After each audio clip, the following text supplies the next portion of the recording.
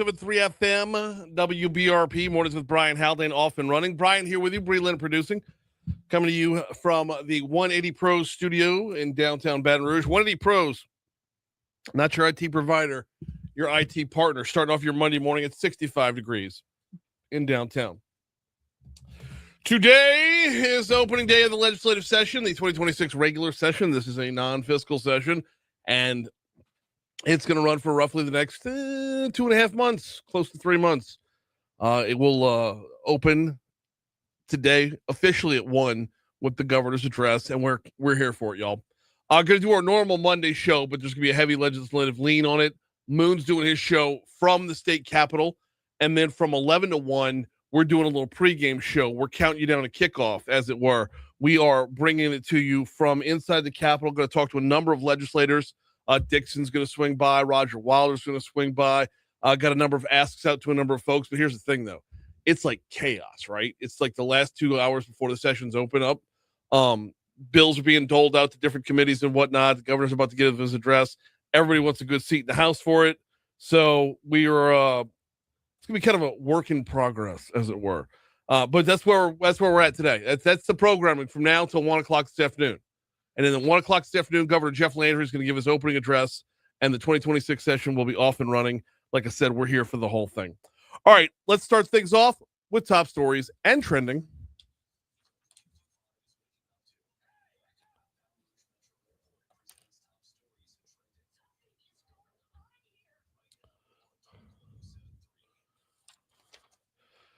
The partial government shutdown, this probably should have been in trending, actually. The partial government shutdown caused by the Senate's failure to pass funding for the Department of Homeland Security has begun to affect the TSA. You probably saw video or pictures over the weekend of the lines spilling into the parking lot at Armstrong Airport in New Orleans as a result of the shortage of workers. The situation is so bad, the airport is asking passengers to arrive 3 hours before their flight. Heavy flooding, submerged vehicles, and power outages were all in the wake of the storms that rolled through the area late Saturday into Sunday morning. Areas near LSU's campus, Bluebonnet Boulevard, Coursey, not far from Sherwood, and out in Livingston Parish saw the largest concentration of flooding. Deputies with the East Baton Rouge Parish Sheriff's Office responded to a shooting that left one person injured Saturday. That shooting occurred, where did it go? That shooting occurred around noon behind an apartment complex on Old Hermitage Parkway off Gardier Lane. The injured person was transported to a local hospital. They were in critical condition. Talk about shootings. Well, we've got another one to report on here, and that is an 8-year-old was killed in a shootout. East Baton Rouge Parish Sheriff's Office is investigating this. I'm waiting for my screen to refresh. Here we go. This happened around 6:20 yesterday afternoon. Gunfire erupted in a shootout along San Juan Drive in Baton Rouge. People in a vehicle were reportedly shooting at others outside who were returning fire. Deputies say an 8-year-old boy was struck by the exchange of gunfire, struck by a bullet, taken to a hospital where he died. A sheriff's office is searching for more information about the circumstances of the shooting. Anyone with information is asked to call Crime Stoppers, of course, at 344-STOP. Like I said, it is opening day of the legislative session.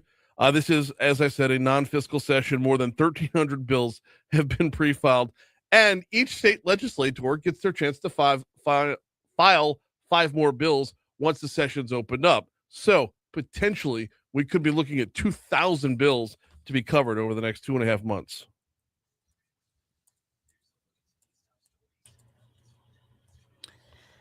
Iranian state media says that Mojtaba Khamenei, the second son of former Supreme Leader Ayatollah Ali Khamenei, has been named as the country's new Supreme Leader. No, you pronounce we pronounce the K, don't we? Khamenei?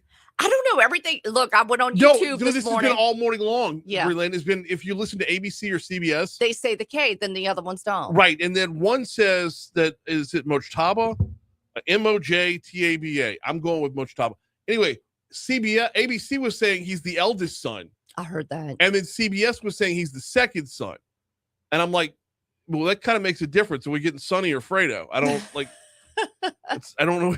It does. I mean, there's a big difference there. Right.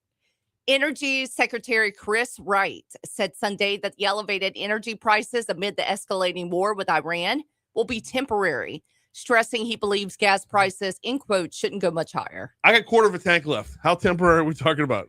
I'm probably going to have to fill up before the day's over. How temporary are we talking about? I saw $3 a gallon yesterday.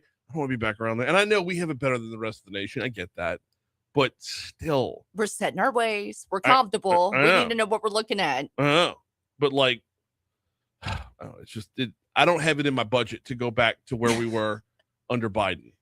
Yeah. And that's not what I voted for. Yeah, that's true. There was another earthquake near Coshada last night. Another one this morning, Brian. Another one this morning? Yes. A third one? 3 more. All right. So following. Yes. Yeah, get it. Okay. So following the 4.9 they got Thursday, last night's was smaller at the 2.5 on the Richter scale. Okay. I'm going from ktbs.com. Yeah, Channel 3 at Shreveport. Yep. Just after 4:30 a.m., a series of quakes ranging from 3.1 to 4.0 were reported northeast and northwest of Edgefield. That same area. This is great. Because this was rare up until Thursday. I know. And now it's a daily occurrence. More than once a day at this point. I was reading some of the comments on their Facebook feed, and one lady was saying, I was woken up by it this morning. Couldn't go back to bed. Of course, you know. What the hell's going on in Coshada? All the gambling. I'm telling you. The slots are hitting, baby. Just after 4:30 a.m., a series of quakes ranging from 3.1 to 4.0 were reported northeast and northwest of Edgefield in Red River Parish. The one that I knew about was the 2.5 from last night. Yeah. I know. And I was on Facebook this morning just scrolling through it. I'm like, wait, another one? Well, it's still, because Thursday was a 4.9 on the Richter scale, which was still, that's the biggest of all these. But if they're getting back in the 4s again, and I know nothing about, like, completely. Is a 4.9, is it bad? I don't know either. Same. See, I don't know. I mean, it's obviously, just by knowing math, I know that a 4.9 is worse than a 2.5. Well, yes. I mean, I know that. But it's about the extent of our earthquake knowledge. Are we going to need to get like a geological expert on hand? I would love to. Okay. And we can sort of break this down in the fault lines in Louisiana. Let's kind of talk about it. Let's see. All right. Well, that gives me a reason to get LSU on the horn. To be sure. And maybe we can get an Ernst update too while we're at it. Well, if we're going to get them on the phone, we got to get OSEP or what'd you say? The Search to get a shark update too. Yeah, Might as well. If we go up to Red River Parish, we can go down to the Gulf of Mexico. Yeah. I guess so. It's 6:12 at Talk 107.3 FM at WBRP. Rough weekend for baseball, for basketball at LSU. We're going to dive into that in just a little bit. Before we take our first break, got to remind you about the folks over at Mathern's. You know where to find them. Now that Session's going to be in today, the downtown location. I love telling you about them. Nestled in between 3rd and 4th. You've got entrances on both sides. There's a parking lot on the 4th Street side. Walk-up access on the 3rd Street side. If you're going in, just stopping in for lunch, and you're walking up on the 3rd Street side, that's where you're going to find the deli. On the back side, the 4th Street side, that's where you're going to find full-service grocery store over there for Mathern's downtown. There's also Mathern's on campus, the Nicholson Gateway Shopping Center. As baseball and softball season starts heating up, if you are tailgating for either, Mathern's has got you covered. Closest grocery store to either Tiger Park or Alec Box Stadium. And then, of course, the OG location is back as well, Mathern's at Kenilworth. Download the Mathern's Rewards app to make sure you're earning cash towards more groceries every day. I'm Mathern's.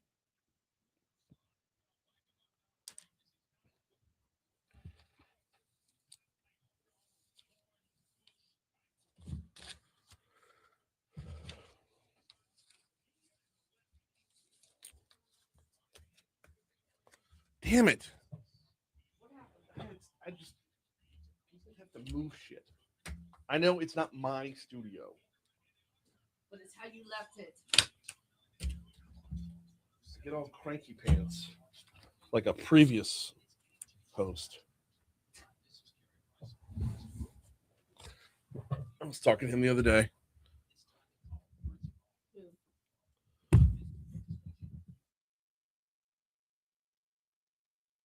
Yeah.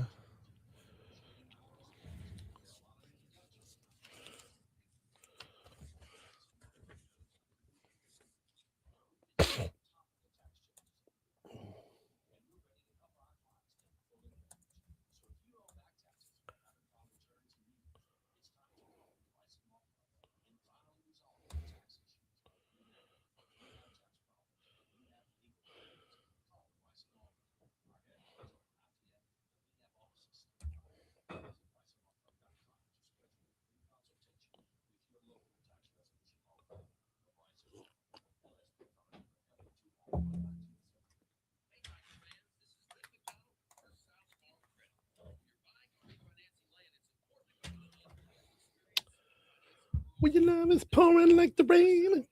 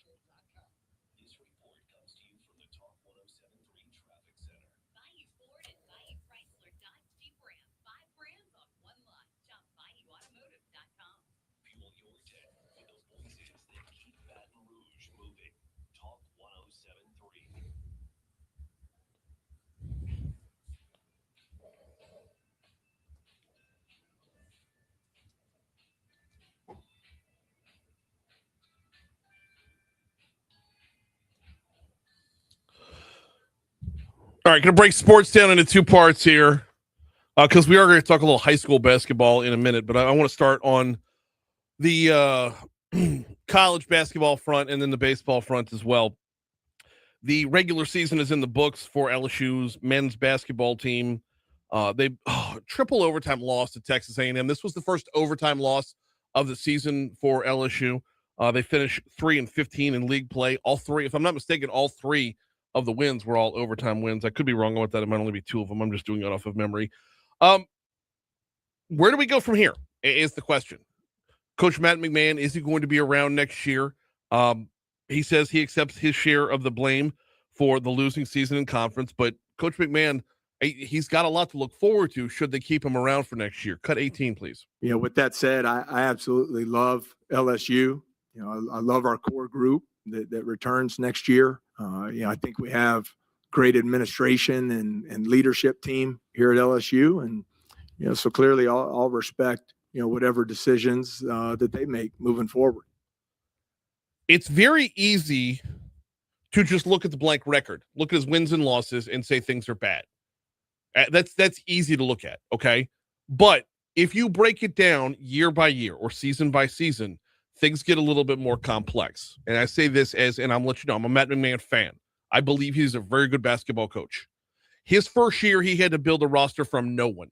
He had to build a roster cleaning up the mess that was left in the wake of the Will Wade scandal when Will Wade was on his way out the door. He had to start from nothing, and it was bad. The next year, LSU makes the NIT tournament. That's slightly better. We're on our way, right? Well, the next year is when the floodgates opened up on NIL, and everybody else in the world spent money on basketball except for LSU. When the conference average was around $8 million a team, LSU spent $2 million. So they regressed. This year, LSU caught up on the spending. However, when they caught up on the spending, they lost. You spend $9 million in NIL money, and you lose a third of that to injury. Jalen Reed goes out early in the season. DJ Thomas goes out at the beginning of conference play, and there's no way you can't rewind the clock back to the beginning of conference play and say this record doesn't look different if you have one, if not both of those guys. So if you look at it individually, it becomes a completely different thing. Meanwhile, on the women's side, it has been just the getting over the hump to beat South Carolina for LSU has been darn near impossible. Coach Kim Mulkey talked about that after their loss on Saturday. It takes time. And, man, we are just clawing and trying our best, and I think we're doing pretty good. We're so close. We're so close. That being said, Texas beat South Carolina in the championship, and LSU beat Texas. Well, we won one, lost one against Texas in the regular season. So it is right there. 6:20. Here's the Fox Business Report. 6:20.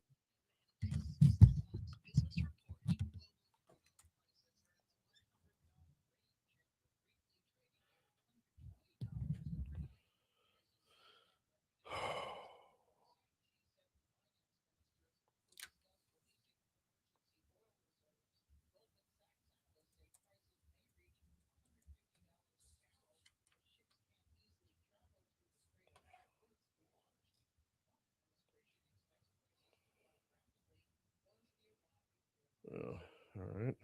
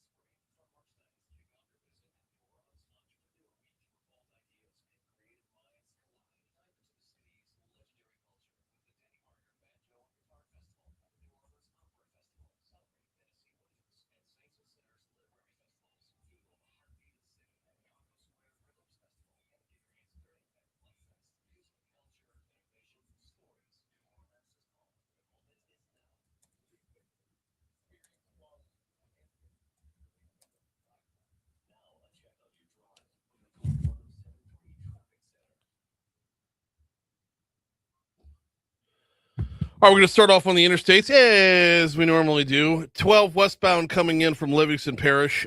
Normally, about this time on a Monday morning, you're going to find light delays, and that's exactly what you're going to find this morning. Range Avenue is going to slow you down. Actually, from Jubin to Range, you're going to slow down a little bit. Not to worry, you pick back up almost right afterwards on 12 West coming in towards the 10-12 merge. I-10 westbound coming in from Ascension Parish looks great. 10 westbound coming across from all right, a fat thumb that thing big time. I'm going to go ahead and assume 110 looks good because I just jacked up my whole screen. Let's go ahead and step off the interstates to get a look at your surface streets and what's going on. All right. We have... Oh, no, this is all from last night. They haven't updated anything. We're looking good on the surface streets. That's your look at traffic from the Talk 107.3 Traffic Center.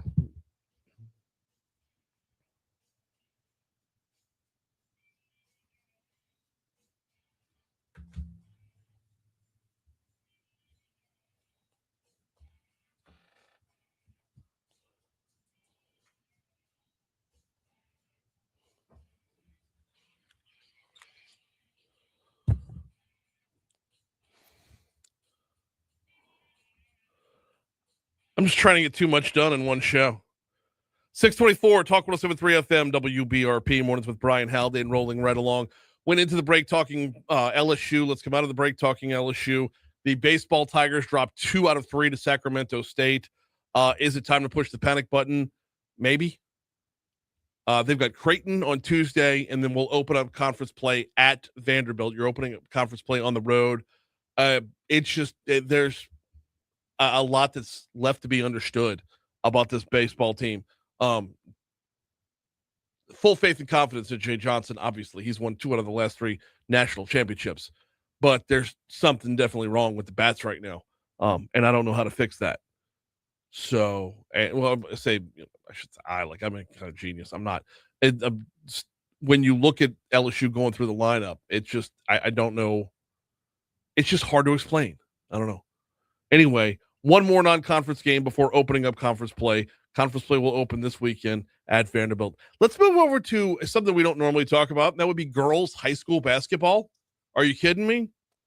How about 4 state champions from the Baton Rouge area and 1 runner-up that deserves some supreme kudos as well? On the non-select side, Zachary was a 53-52 winner on Division I. French Settlement I'll consider that the Baton Rouge area, right? French Settlement is a national champion. Then on the select side, how about this in Division II select? It was U-High over Madison Prep. Baton Rouge on Baton Rouge action right there. U-High pulling in the state championship. Did I say national championship a minute ago? State championship. And then Southern Lab picks up their state championship as well, beating J.S. Clark 43-38. Meanwhile, on Division I select, quick little shout out to Coach Waller and the St. Joseph's Academy Red Stickers. They come in second. That's the furthest that team has been in the playoffs that I know of. That's the furthest they've ever been in the playoffs. They put on an impressive run this year.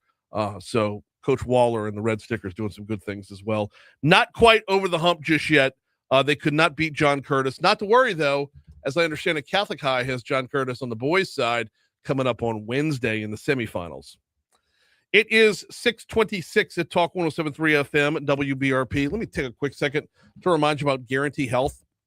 Guarantee Health Solutions, bridging the gap between healthcare and hospitality. Who needs to know about Guarantee Health Solutions? Well, basically anybody that runs a healthcare office, whether you're talking about just a standard practice, a specialty practice, an urgent care. How's the front of your office looking versus the back of your office? How's your marketing looking right now versus your bedside manner? Are you taking care of your patients on a level that they will appreciate and respect? Are you making sure that every dollar spent in marketing is as close to closed loop as can possibly be?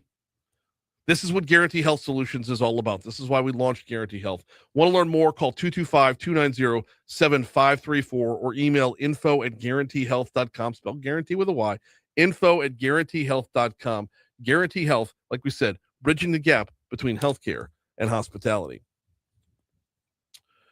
So throughout the morning, we're going to be doing the regular morning show. Wherever we can, though, we're going to dive in on the legislative session as it opens up today. Like I said, me and Moon are going to do a pregame show from 11 to 1. I'm so looking forward to that. We've done this. This will be I believe our third year getting inside the Capitol on day one. And it's just a different vibe, y'all. I know it's very easy for all of us on the outside looking in to just be cranky about things we don't have, to want more. We're always going to want more from our legislators, and we always should want more from our legislators. But it's also important not to get so bogged down in the same political muck that is our national political scene. The closer you get to home, the more you should be willing to work with others. The more you should be willing to play nice with others. That which happens in Washington, D.C., I understand it can run afoul. That's completely understandable. But that which happens within our state, and more specifically within our state capital, these are fellow Louisianans that we're talking about here. And there's going to be a lot of bills, like I said, during Top Stories and Trending. We could see upwards of 2,000 bills before it's all said and done. Bills like, let me give you a couple here just off the top of my head.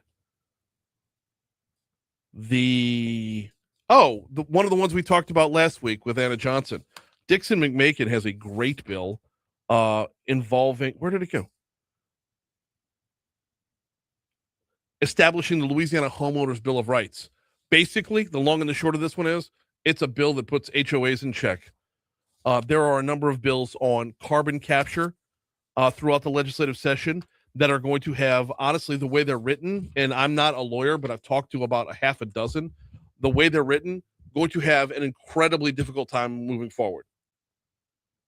There are bills on workforce development. John Weibel's got a couple that are really, really great. We've talked to him about them already. There are bills on, insurance. Third-party litigation is going to be a big thing in this particular session. We are going to see the carbon capture debate is going to be huge. But we're going to see a number of bills on insurance that are a lot more directed than they've been in the past. And this was a conversation we had with Tim Temple last week as we got a quick preview. And don't look for it to overwhelm the session, but definitely look for it to be very directed. Tell you what, we'll pick that conversation up later. Right now, here's news.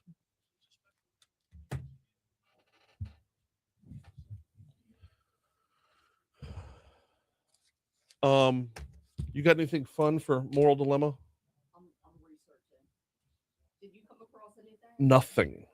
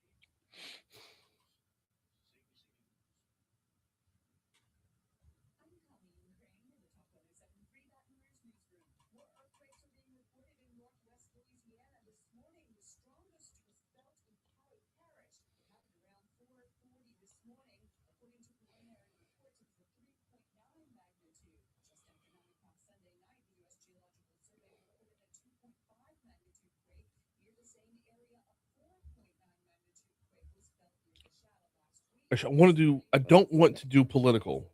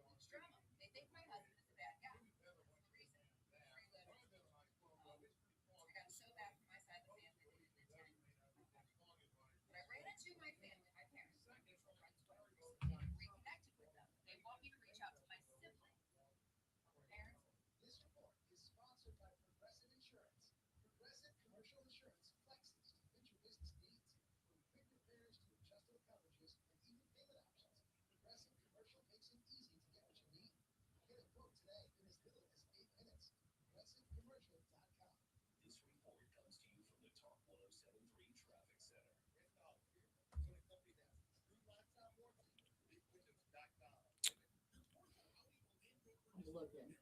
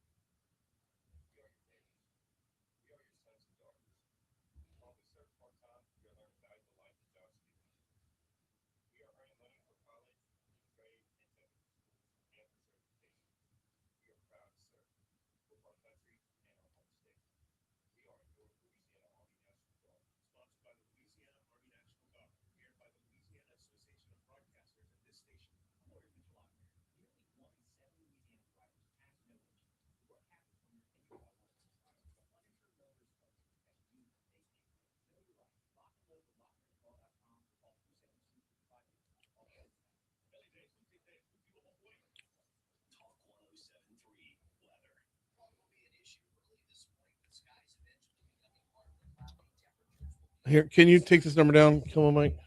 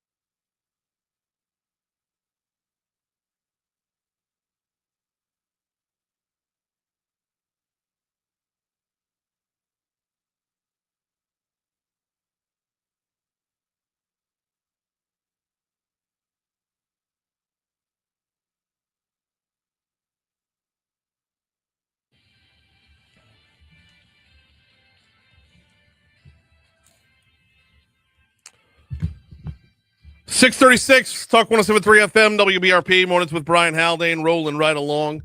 Among other things this morning, the Dreams Come True, the annual Dreams Come True golf tournament is going to be going on a little bit later on this morning. We're going to talk with Becky Prejean. She's the executive director of Dreams Come True. Normally, we're out there at the tournament, but with so many different things going on, we weren't able to pull that together. So we'll talk with Miss Becky, and then next hour, we'll talk with the folks from Rev, one of the major sponsors of the golf tournament. If you're not familiar with what Dreams Come True does, I highly recommend you look up, just Google Dreams Come True of Louisiana.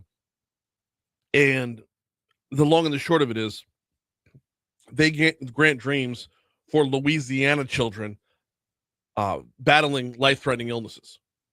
They grant dreams for, like, let's say there's a kid in Opelousas who has leukemia and wants to go to Disney World. I mean, that's the one example. There's thousands of examples.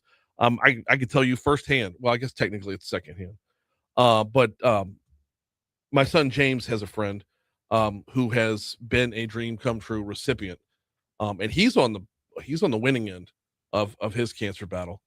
But seeing the work they do up close and personal, seeing the results, not just from the kids but from the entire families, is just amazing. It is truly doing that. Miss Becky and her team are truly doing God's work, and I love being partnered with them as often as we can be. So I know Miss Becky's hustling around right now trying to get this golf tournament started off. I should probably move tables and chairs all over the place as they get people ready for registration and all that other good stuff. So we'll connect with her in just a minute. While I do have a minute, I want to remind you about 5 Star Printing and Signs. Danny Paline and his team over at 5 Star Printing and Signs are your home for election year. Early voting in the State District 69 race wrapped up on Saturday, which means this coming Saturday, we're going to have an election on that. More on that in a minute. But that's just one of dozens, if not hundreds, of races this year. All around the state, there are multiple election dates. We've got our primaries, our closed primaries in May with the closed primary runoffs in June. And then come November, it's on. Katie bar the door at that point. Midterms are upon us. If you are running for office of any kind, if you are running for anywhere from U.S. Senate all the way down to, a police jury in a town of 8 people, it doesn't matter. Danny's got you covered. 5 Star Printing and Signs. 2714096 is the phone number. Of course, it's 225 because he's right here locally. 2714096, or check him out online at printshop5.com. He's here for your business every day, for your business to make sure that your messaging is done right. But when it comes to the campaigns, he's just completely irreplaceable. 5 Star Printing and Signs. All right, looking to check in with Ms. Becky here right quick. She should be on the hotline in just a quick minute. I haven't given you the full rundown for the show today. After we talk with Ms. Becky, in our 7 o'clock hour, we'll have Medical Monday coming your way at 7:15, teaming up with our good friends over at Our Lady of the Lake, as we do every Monday. Will Green from LABI is going to be on the hotline at 7:35. There are a stack of bills that Will's looking at, that LABI is looking at, in order to, or as we get to our opening day of the legislative session. Of course, we'll check in with our good friends at Rev at 7:55 to get a little update from out at the golf tournament and really talk about their why in getting involved with Dreams Come True. 8:15, Moon Griffon. We talk about everything under the sun. Well, today I'm telling you that everything under the sun is basically going to be about the legislative session. We'll have Moon on for about 10 minutes, and then we'll hit the BREC Room as we do every Monday. The good folks over at BREC stop by on Mondays just to bring us up to speed on everything they've got going on around the parish. It's been a fantastic, really rapid fire update every week as they've got a lot that's happening. So that is where we will be throughout the rest of the morning. And we'll take you all the way up till 9, and then Moon takes over at 9 from inside the state capitol, and then me and Moon teaming up at 11. Like, as soon as the show's over with, I gotta pack up all the travel equipment and head over there so that we can tag team a pregame show. And yes, we are carrying the governor's opening address at 1 p.m. this afternoon, 1 p.m.-ish this afternoon. We will have that for you right here to kick off the legislative session. Right now, let's take you out to the Dreams Come True golf tournament. Miss Becky Prejean's on with us. How are you? Hey, good morning. I'm fine. How are you? Doing very well on this end. I appreciate you squeezing in a couple minutes. I know how hectic it is on Tournament Monday. So walk us through a little bit about what folks can expect if they're going out today. Well, things are changing pretty quickly. But first and foremost, I have to give a big shout out to Rev for being our title sponsor. Always. And this is our 37th year, and we've never had rain like we have this year. So, but the tournament is still on, and we're still going to have our great food vendors and end up with the ball crawfish, and the golfers are going to have fun. So I'm excited and fired up. So have you been able to, were you able to scout the course at all or to know how much was done over the weekend? Okay, I cannot, but I've been speaking with Marie, and few holes we'll have to skip a few holes because you can't get to them because the water is not draining. Okay. But you know what? I mean, this is for a nonprofit. This is for kids. You know, this is not for a big trophy or $10,000. This is for fun. So I know everybody will understand because everybody plays to support our kids. No, 100%. And when at the end of the day, Miss Becky, if you're playing golf, you're out of the office. So skipping holes or not skipping holes, you're not sitting behind a desk staring at a computer screen all day. We got about 4 minutes left with Miss Becky. Let's talk about Dreams Come True. For those that are unfamiliar, tell me about your mission. Oh my God! You know I love my mission. I know. We grant dreams to Louisiana children between ages 3 and 18 that have a life-threatening illness. It's when we interview them, it's what they want within our budget, and it's any diagnosis that's life-threatening. So many think it's just cancer, but it's not. Cystic fibrosis, cerebral palsy, immune deficiencies, it just goes on. And I think how we differ from others, we don't forget about our kids after the dream. We have a big Christmas party every year for all the dream kids and their entire families. We have a fashion show where kids model for local boutiques. Today, I always have a dream child when we have a big fundraiser. She cannot make it today, but I have her little picture, and she'll be on every golf cart. So we're local. The money stays here in Louisiana.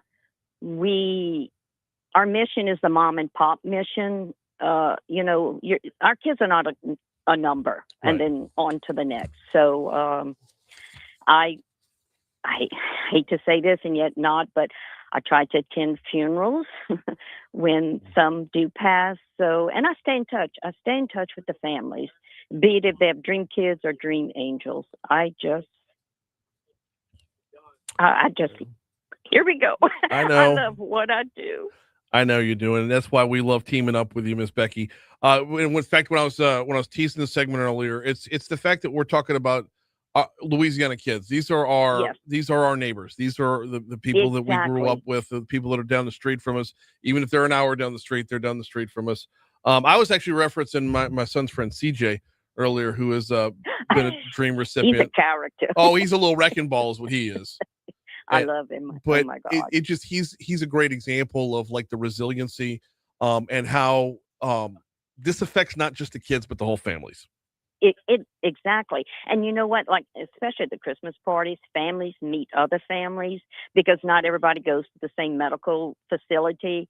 And I've seen strong friendships grow, and families that have been in it for a while reaches out to the new families, and they sit and explain. They may have different diagnoses, but they all walk the same walk. Wow. And it's just phenomenal, to see this.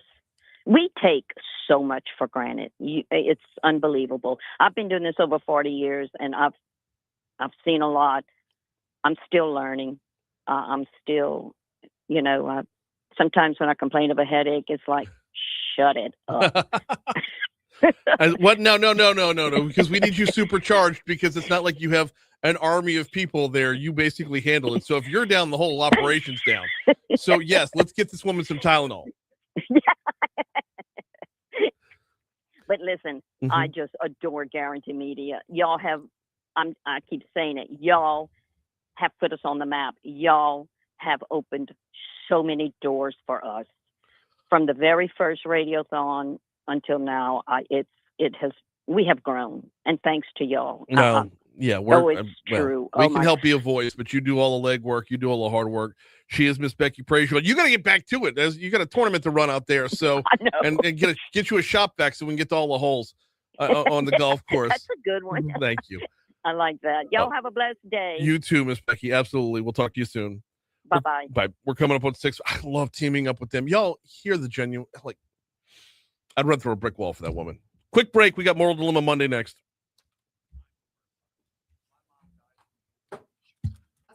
Good morning, Christy.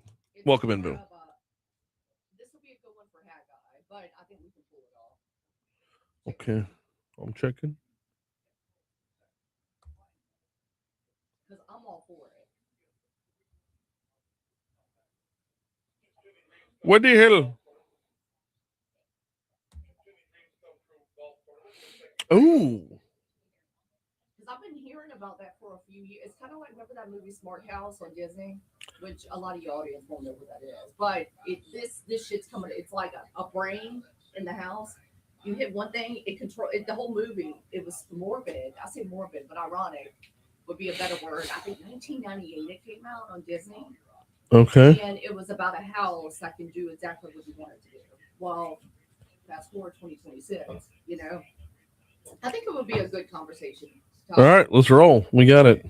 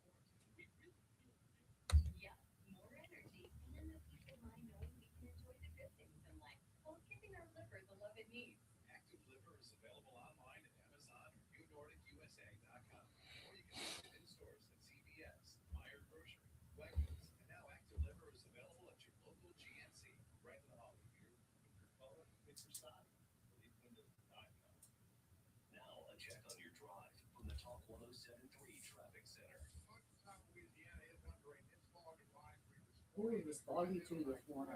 Yeah, I got out before the fog hit. It was bad. Yeah.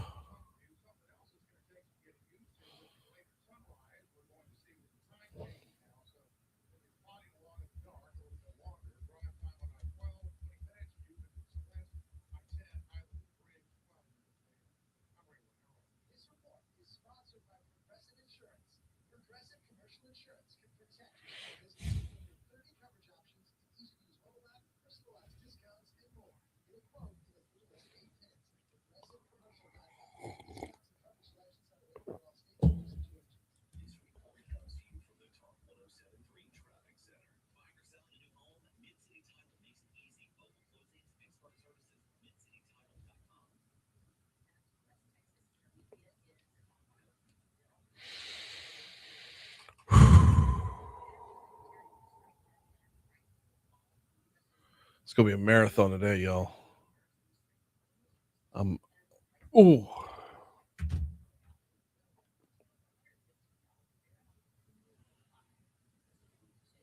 You get Facebook opened up on a phone.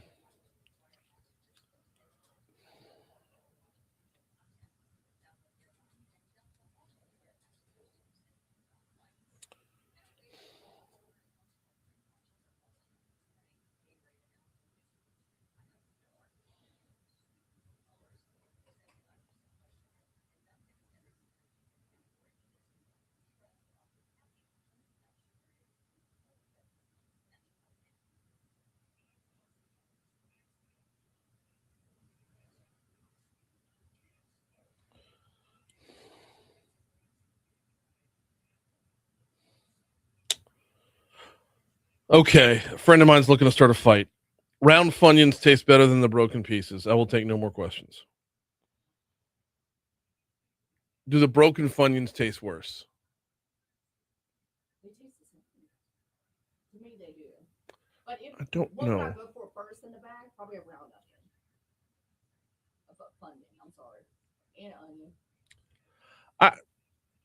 I don't know if this is even arguable, because if it's round, it's going to hit more of your tongue, so it's going to hit more taste buds.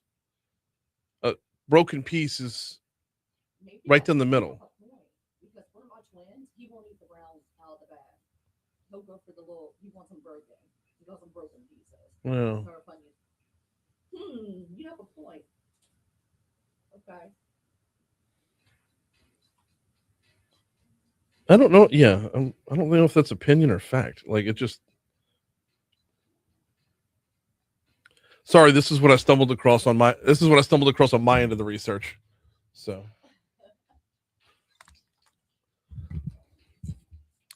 652 Talk 107.3 FM WBRP mornings with Brian Haldane, rolling right along. Going to get you to Moral Dilemma Monday in just a quick second. Need to remind you about the folks over at Industry Makes. In fact, on opening day of the legislative session, it's the perfect time to remind you about the folks over at Industry Makes. Who is Industry Makes? I'm glad you asked.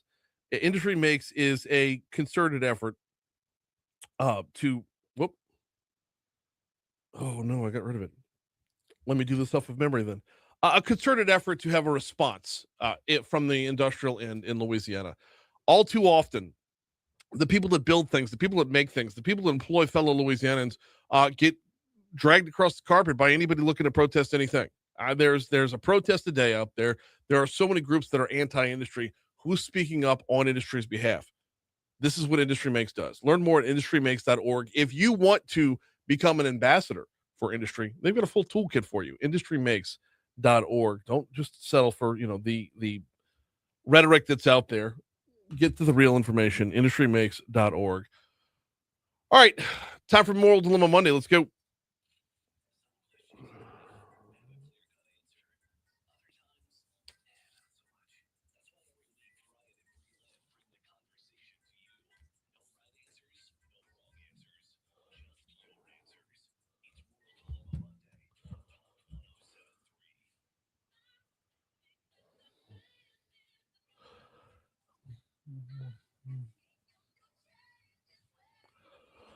It is time to dig in. And today we're talking about letting go of privacy, letting go of possibly even decision making. How much are you willing to let go of within your own home for convenience? Breland, take it away.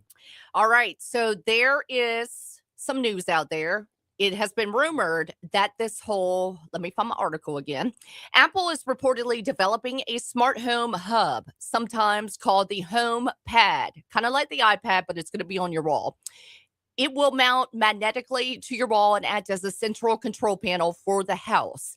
The device would likely include a display camera, sensors that detect when somebody is nearby, integration with your doorbells, all the other cameras in your home, calendars, smart home devices, maybe even your wearables, if I had to guess eventually. Mm-hmm. So this is going to be the digital brain of your home, is what Mac is calling it. And so I guess the moral dilemma here, or the question we're asking is, are you willing to give over your own brain in order to have a smarter brain run your household? Right, that is. I draw the line very, very early on this one. I don't want cameras in my house. I have the Alexa. I got that, but I think that's where I draw the line. It doesn't get any further than that. Okay, well, I would argue this, and we almost need Haggai for this, man. But Brian, you have an iPhone. Correct. Big Brother is tracking you already. Of course. So it's like, of course. Take it one step further. Okay, you go 1,000,000 miles an hour, and so do I. At this point, keeping up with the 80 million schedules I have, I would totally have a digital brain in my house to help me. Would you? Yes. Would you realize what you're trading off for that, though? All my privacy. Well, not just your privacy, but how hard does your brain have to work to keep up with all of it? Every day that your brain isn't working, think of it like physical exercise. Every day that you're not exercising your brain's getting lazy. And you're just handing that off. Like that's why I draw the line. I don't need my refrigerator telling me I'm out of blue plate. Like I'll know when I open the jar and there's no blue plate left. Like I don't need my refrigerator telling me we're low on orange juice. I recognize when we're like, and I don't want to hand off something that simple. And I certainly don't want to hand off like all the rest of it, having a hub. And Apple's been reportedly working on this device for several years. Several years. And I didn't know what the name was going to be, Mhm. but I knew it was going to be kind of like something you would put on the wall and a smart thermostat times 100 sort Right. of thing. It was Right. going to be this You know what? Smart thermostat I will take. I need that. I need to be able to, like, yeah. from your bed. Right. No. Let's go ahead and set the timer and cool the house down an hour before we get home from work. Like give me that, and shut it off so it's not running all through the day. That one I will concede. But the rest of it though, with just some of the accoutrements that come along with this, and it was supposed to launch last year. Due to delays with Apple Intelligence, its apparently release date is going to be later on this year. But the HomePad, I can't. It's too much, too far, too fast for me. For me, I would want it to be able to help me with tracking the family schedules. Yeah, because as a mama, I keep track of it all. I keep track of where my husband's going, etc. I keep track of the kiddos and their appointments, and so I hear you, Brian, when you say brain food and you got to be able to work your brain out. But there are some times where I'm like, oh, God, take the wheel. No, I get it. Yeah. I'm with you. And by the way, I'm coming from a different perspective because, yes, my wife keeps all the schedules. So we need to get Christy here. I know. I need to know when to show up and where, and that's it. Not balance everybody else's out. Right. So, yeah, I'm probably going to have a different take. But there's just something about this level of intrusion, this level of handing off to where once you're on cruise control, can you take the wheel back? That's very true. How far do you let it go before you're like, oh, I don't want that much smart, in quote, in my house? And then can you take it back at that point because you've been living off of it for the past couple of, say, 3 or 4 years? Right. Right. There's so many different variables that I'm not willing to open myself up to. I would want to know more about this. I would almost guess when it first launches, it won't be able to keep track of things like, say, wearables, like the Aura Ring or your Apple Watch and that level. But eventually, we're going to get to that point. Yeah. It'll say you haven't walked enough steps today. You might want to get out, which that's creepy to me. So that part, yes. My watch tells me when I need to stand up, which really bothers me. But at the same time, I was like, oh, okay, I'll stand up because I do it anyway. But you know what is holding me back here? It's the cameras. I think having that visual inside the house of now we're not being tracked, we're being watched. And that's somehow different. I mean, yes, my iPhone's going to know what I search. My iPhone's going to know, what I sing along with in the car even. I get that. I'm willing to concede that. It's the being watched part that I don't think I can get past. That's very true. And then at what level do you have to have? Do you have to have cameras in every room to be able to integrate with the smart pad? Right. And it's all going to be sold under the name of safety. If you don't have a camera in your room, how's the EMS going to know where to find you if something goes wrong? That's going to be the seller. All right, we got to get hour 2's next.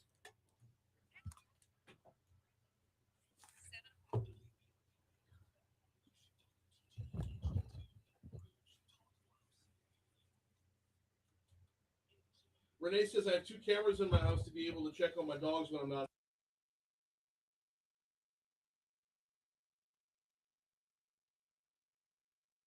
Now, Naked Renee is somewhere on the internet. Right. Like, that's the trade-off. X-Files had a later episode about technology. Oh, I'm sure. X-Files was ahead of the curve. The hell is Alan talking about? He's saying because of laziness. And then well, no. Like all the way back to potholes here in Indiana getting bad, but not in Louisiana bad yet. On like donkey, I guess I had to be paying attention to the conversation at the time to get the gist of.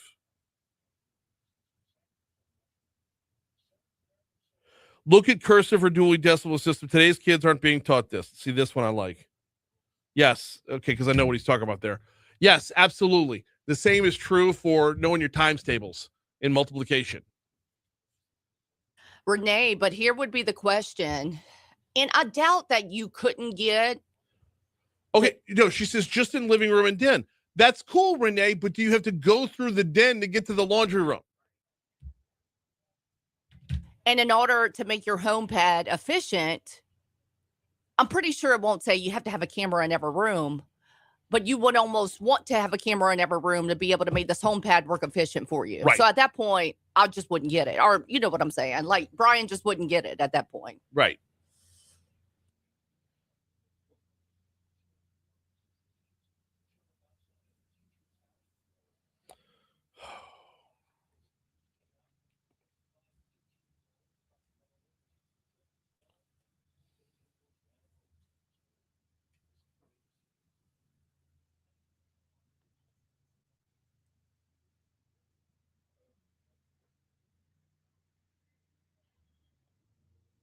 What did we do last week for Moral Dilemma Monday?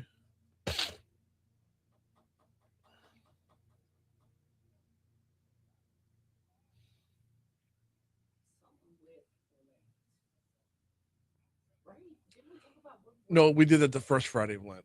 Last week was the second Friday.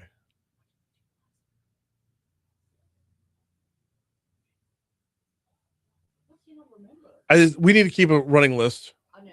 Okay. For two reasons. Number one, so we don't duplicate. Number two, so that when we get past 6 months, we can duplicate. Okay. That way we're never. Moral dilemma. I wonder if you came up with last Monday's. Let me look. I'm 90% sure I did. Yes. What does pro-America even mean these days? Yes. We did that last. You know what? Let me work on that. Yeah. I'm going to start making a list.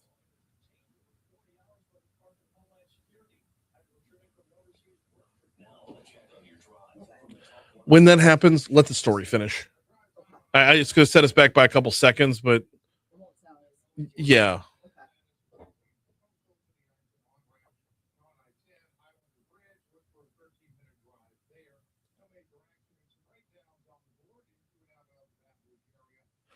Byron says, not much thinking goes on in my house now. Not sure I would benefit from it.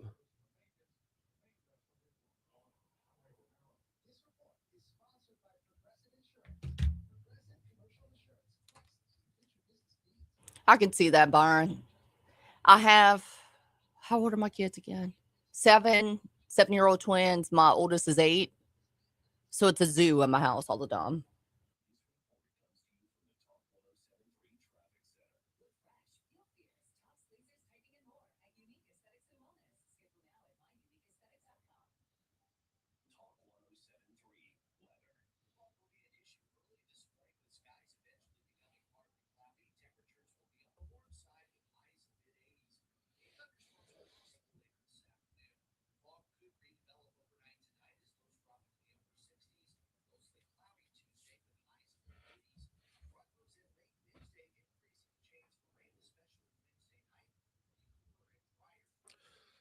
Here's what I don't want. I don't want some random computerized voice saying, you've been in the pantry too much, Brian.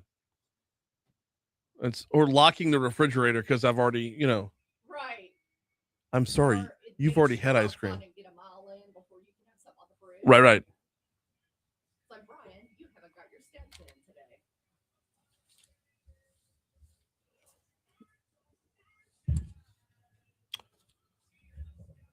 Now, here's the kicker. I want to be able to lock my fridge when I'm here Yeah. and the kids are home. Yeah.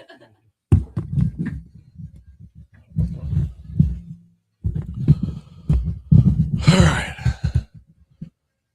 Sorry, my watch told me to stand up. 7:05, Talk 107.3 FM, WBRP. I got the conversation rolling over there on a Facebook Live, on the little chat on Facebook Live, where we are every single day, courtesy of the folks over at Lake Urgent Care. We were talking in our last segment for our Moral Dilemma Monday about how much control are you willing to hand off to technology inside your own home.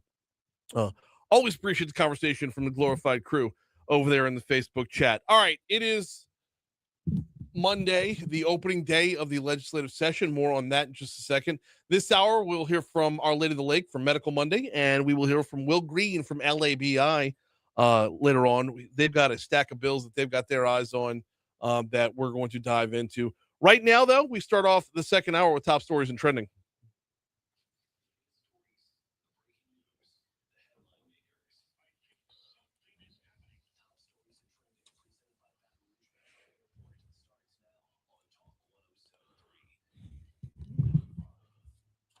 Well, this one probably should have been in trending rather than top stories because it's all over the internet. The partial government shutdown caused by the Senate's failure to pass funding for the Department of Homeland Security has begun to affect the TSA. You probably saw video or pictures over the weekend of the lines spilling into the parking lot at Armstrong Airport in New Orleans as a result of shortage of workers. Yes, that massive humanity that I talk about when it comes to TSA down in New Orleans, imagine that going from the TSA lines back up the escalator, past the ticket counters, out into the parking lot. I mean, it's ridiculous. It got so bad at MSY that they tweeted out, please arrive at least 3 hours before your flight. Heavy flooding, submerged vehicles, and power outages were all in the wake of the storms that rolled through the area late Saturday into Sunday morning, and it was bad for a long while, y'all. Areas near LSU's campus, Bluebonnet Boulevard, Coursey Boulevard, and out in Livingston Parish saw the largest concentration of flooding. Deputies with the East Baton Rouge Parish Sheriff's Office responded to a shooting that left one person injured on Saturday that occurred around noon behind an apartment complex on Old Hermitage Parkway off Gardier Lane. The injured person was transported to a local hospital in critical condition. Tragic story here in Baton Rouge off San Juan Drive. An 8-year-old boy was killed in a shootout. East Baton Rouge Parish Sheriff's Office said gunfire erupted around 6:20 p.m. People in a vehicle were reportedly shooting at others outside who were returning fire. Boy was struck by a bullet in the crossfire, taken to a hospital where he later died. They are looking for information right now, y'all. Please call Crime Stoppers at 344-STOP. Today is the first day of the 2026 regular legislative session. This is a non-fiscal session. More than 1,300 bills have been pre-filed. Potentially, there could be another 700 added on as each legislator is allowed 5 bills once the session gavels in. The session, by the way, will run through no later than June 1st.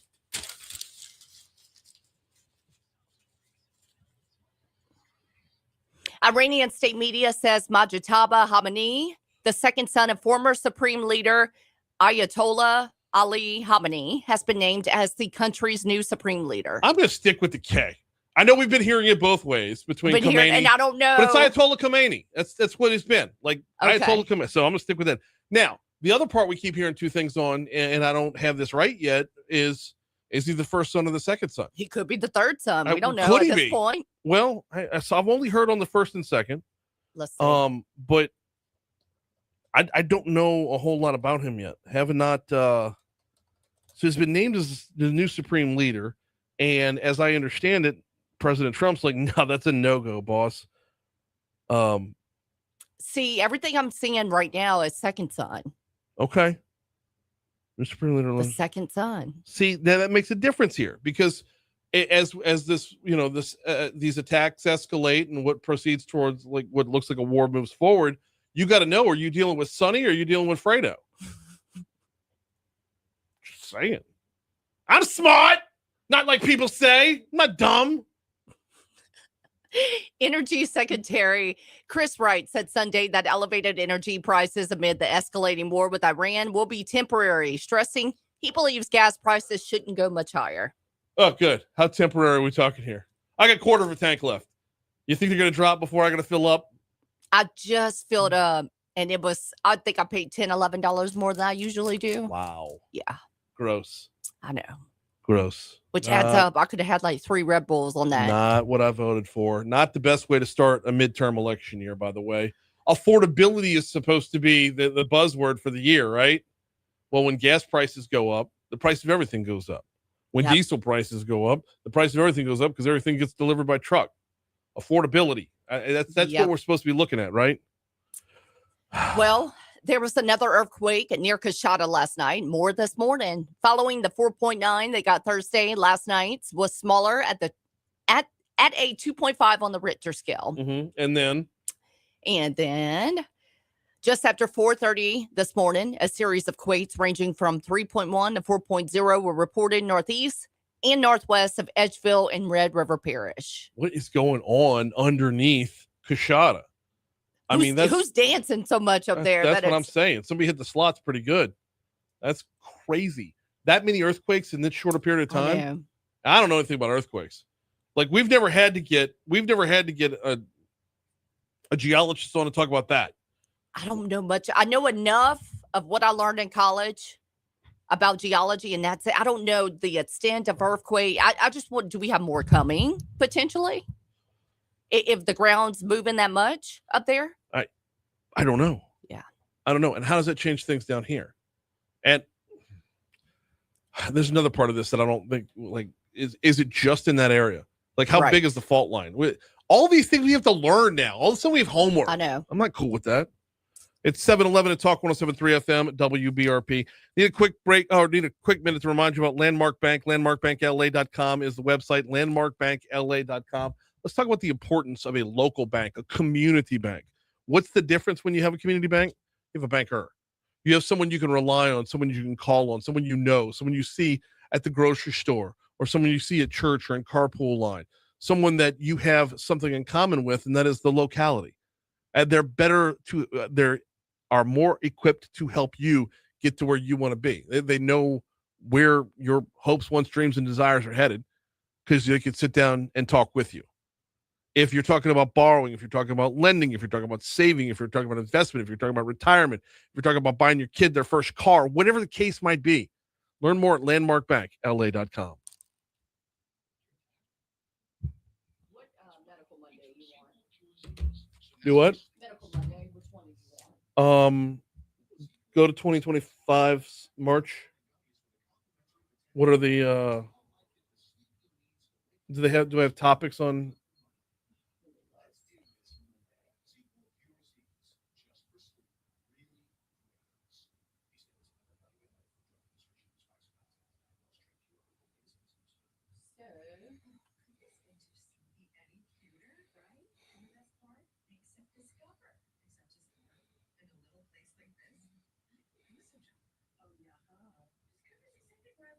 Dr. Asif, Teleduker. Open that up and play the first couple seconds.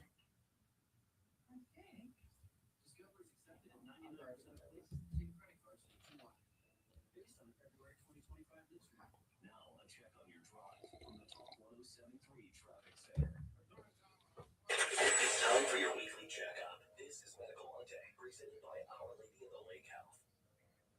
It is, in fact, Medical Monday, and we're talking cold cancer this week. We're talking about the Go Hero, and we're talking about the Dr. Steve Luker. He's back with us again.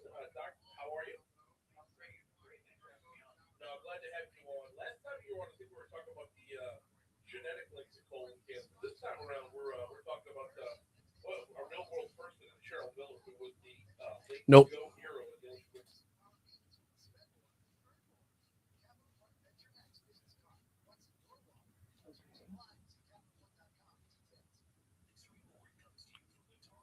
Let me do my One Bath and Closets library that gives you a full minute to find something the next Mondays. We have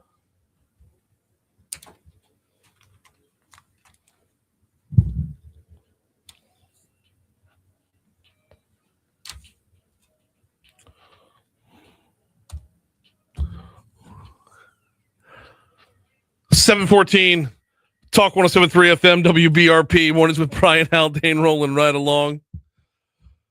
Oh, got to tell you about One Bath and Closets. OneBathAndClosets.com is their website. Spell it out, O-N-E, OneBathAndClosets.com.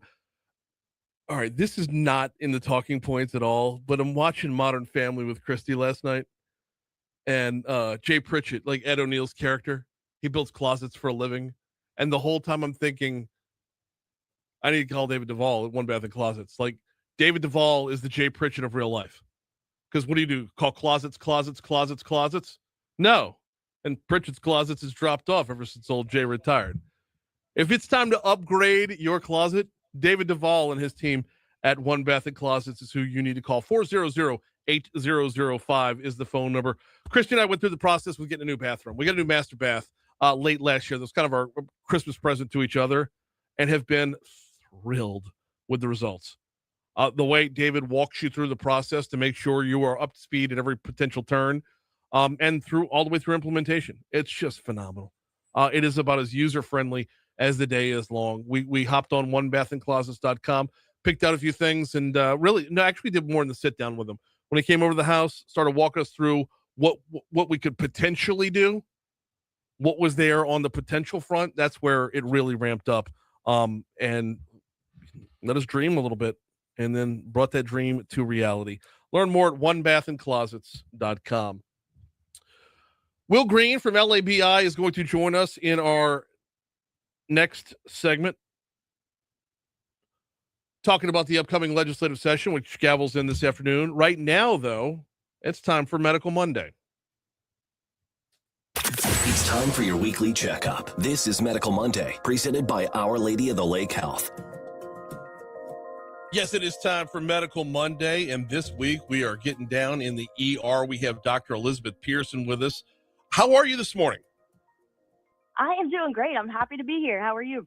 Doing very well as well. So we haven't had an emergency room visit as part of this segment since beginning it. So I'm very much looking forward to this conversation. There's a lot that you're going to tell us about that I've been curious about for some time. So let's dive right in. Let's start off with key differences between services provided by an emergency room and a primary care physician.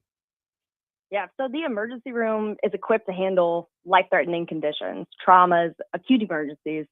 It provides immediate, often intensive care for severe injuries, strokes, heart attacks, respiratory distress, and other critical situations. We do procedures, we have advanced diagnostic imaging, and we have access to specialties. Primary care doctors focus on preventative care, routine health checkups, long-term management of chronic conditions, and they can also see, non-emergent illnesses or injuries. All right, there's a few examples right there. What are some of the more common ones? What do you see the most scenario-wise in the ER? So we are a level 1 trauma center at the lake, so we see lots of traumas, car accidents, gunshots, stab wounds, stuff like that. And then severe chest pain, difficulty breathing, uncontrollable bleeding. We're also a stroke center, so we do see patients come in with slurred speech or facial droop or weakness or numbness, and they're activated as a stroke based off of the timeline. So those are the biggest things that we probably see in the ED. All right, so when folks are trying to discern whether or not they are headed to the ER or this is something that needs to go somewhere else, what are some of the symptoms, signs and symptoms that indicate, ER is where we're going? Yeah, so chest pain or pressure, shortness of breath or labored breathing, sudden severe headache, severe uncontrollable bleeding, seizures, severe abdominal pain, signs of a stroke, like we mentioned earlier, and then back pain that's new or severe or associated with numbness or weakness, or if you're unable to urinate. And then I kind of want to talk about high fevers, because there's kind of a nuance there. So if it's an infant less than 60 days old or unvaccinated, so that's an indication to come to the ED. Or if you have a high fever in an elderly person or an immunocompromised individual, such as a patient on chemotherapy or autoimmune drugs or chronic steroids, that would be another reason to come. But if it's a healthy child with a fever that's still eating and drinking and urinating well, can probably just watch and wait at home or follow up with primary care doctor. We're talking with Dr. Elizabeth Pearson. She's an ER doctor over at Our Lady of the Lake. Okay, I've got to ask you, threw out a few words in there that are they can be kind of relative. Severe pain, high fever. How do you determine, because it's kind of person to person, but how do you determine what qualifies as severe or is there a definitive number when it comes to high? Yeah, so we qualify this, based on a severity scale. So 1 being no pain, 10 being the worst pain in your life. So, if you're above a 7, you need to come in. Really, any chest pain at all could be severe. So that either way really needs to come to the emergency department for a cardiac workup. If you feel like this could get worse or it could be life-threatening, it's always better to err on the side of caution and come to the emergency department. So when's it more appropriate to schedule an appointment with a primary care doctor instead? So for chronic conditions or conditions, that have been there for quite some time, like cough, congestion, like cold-like symptoms, sore throat, mild fevers, mild headaches, minor burns or cuts, rashes, burning with urination, sprains or strains, earaches, STD testing, and then management of chronic conditions like diabetes, hypertension, and for, general wellness checkups, refill prescriptions, medication management. We're talking with Dr. Elizabeth Pearson about ER visits and the ER right here at Our Lady of the Lake here in Baton Rouge. All right. So you mentioned err to the side of caution if you need to, but more often than not, do you see people that come to the ER that don't need to be there, or how many times do you hear the story that's the other way around? Yeah, so that's a really good question. We do see it often, but it's sometimes it's the middle of the night and they're not 100% sure and they can't call their primary care doctor to kind of get a guide as to whether they can see them in clinic. So they have to come to the ED. We're open 24 hours a day, and we accept everyone. We see everyone, so we see it all. Most of the time, if they look well and they just have some minor symptoms, they can normally go home. Mhm. But, it makes the patient feel reassured and us reassured if we have a normal workup associated with that. Wait, is there a downside to going to the ER or a potential risk of using the ER for a non-emergency situation? Yeah, there are a few. So long wait times, I feel like, is the most important thing for the patient. Any non-emergency patient, they can wait hours upon hours. So the ER prioritizes patients based off of severity of their condition. It's not first come, first serve. Right. So in triage, you're assigned an acuity level. So 1 being you're actively dying and 5 being the least severe. And then you get pulled back to a room based off of your acuity, not based off of when you got there. So if you come in with cough and congestion, you may be waiting hours in the waiting room until you get a bed. And even if you do, it might be a hallway bed. And then this can cause overcrowding and boarding. It can add strains to ER resources and delay care for life-threatening conditions. And then you're right back to that balance again of how to decide, going back to deciding whether or not it was worth that ER run right there, because y'all do have to manage your time above anything else. Exactly. Yeah. And so most primary care doctors and even specialists like cardiologists, if you call their office and tell them your symptoms, they are normally very responsive and can get you into an appointment with them within a day or two. So I think that's probably the best resource and plan as far as if your symptoms feel minor, what you should do. Okay, so getting way off track here, but I know with my primary care doctor, I take advantage of telehealth quite often. Absolutely. Is there an ER version of that where y'all are able to be a little bit quicker about it and say, no, get your butt down here? Yeah. So My Chart is a patient portal. It's an online platform. So through this, you can actually message your doctor questions and they will respond with guidance on that. And then through the Our Lady of the Lake website, if you have My Chart, you can access an on-demand virtual visit and get connected with a provider pretty much immediately to discuss your concerns. And then we also have a 24-hour nurse advice line too. So that's a good resource. I don't want to go too TV here, but working in the ER, I mean, I would imagine there's some pretty tense moments around there. Rewind the clock back to school. Was this where you wanted to be for that level of that environment? It is. It's why I went into this specialty. I initially thought I was going to go into pediatrics, and then I did my rotation in emergency medicine. And you see people on their worst day of their life, and you're able to provide comfort and healing. You can go from a room for a patient who stubbed their toe, and then the next room could be a child who is actively dying. And you're the one who gets to talk to that family and really change how they go about through this very difficult situation. So that's why I love it. I mean, that's what you sign up for right there. You want, I mean, not to put a sports analogy on it, but you want the ball in your hands. 100%. Yep. We got just a couple minutes left with Dr. Elizabeth Pearson talking about ER, working in the ER and being an ER doctor. All right. Give me a story. I mean, not to be that open-ended about it, but give me a story. Give me one that folks might not expect, or one where, the outcome was obviously good.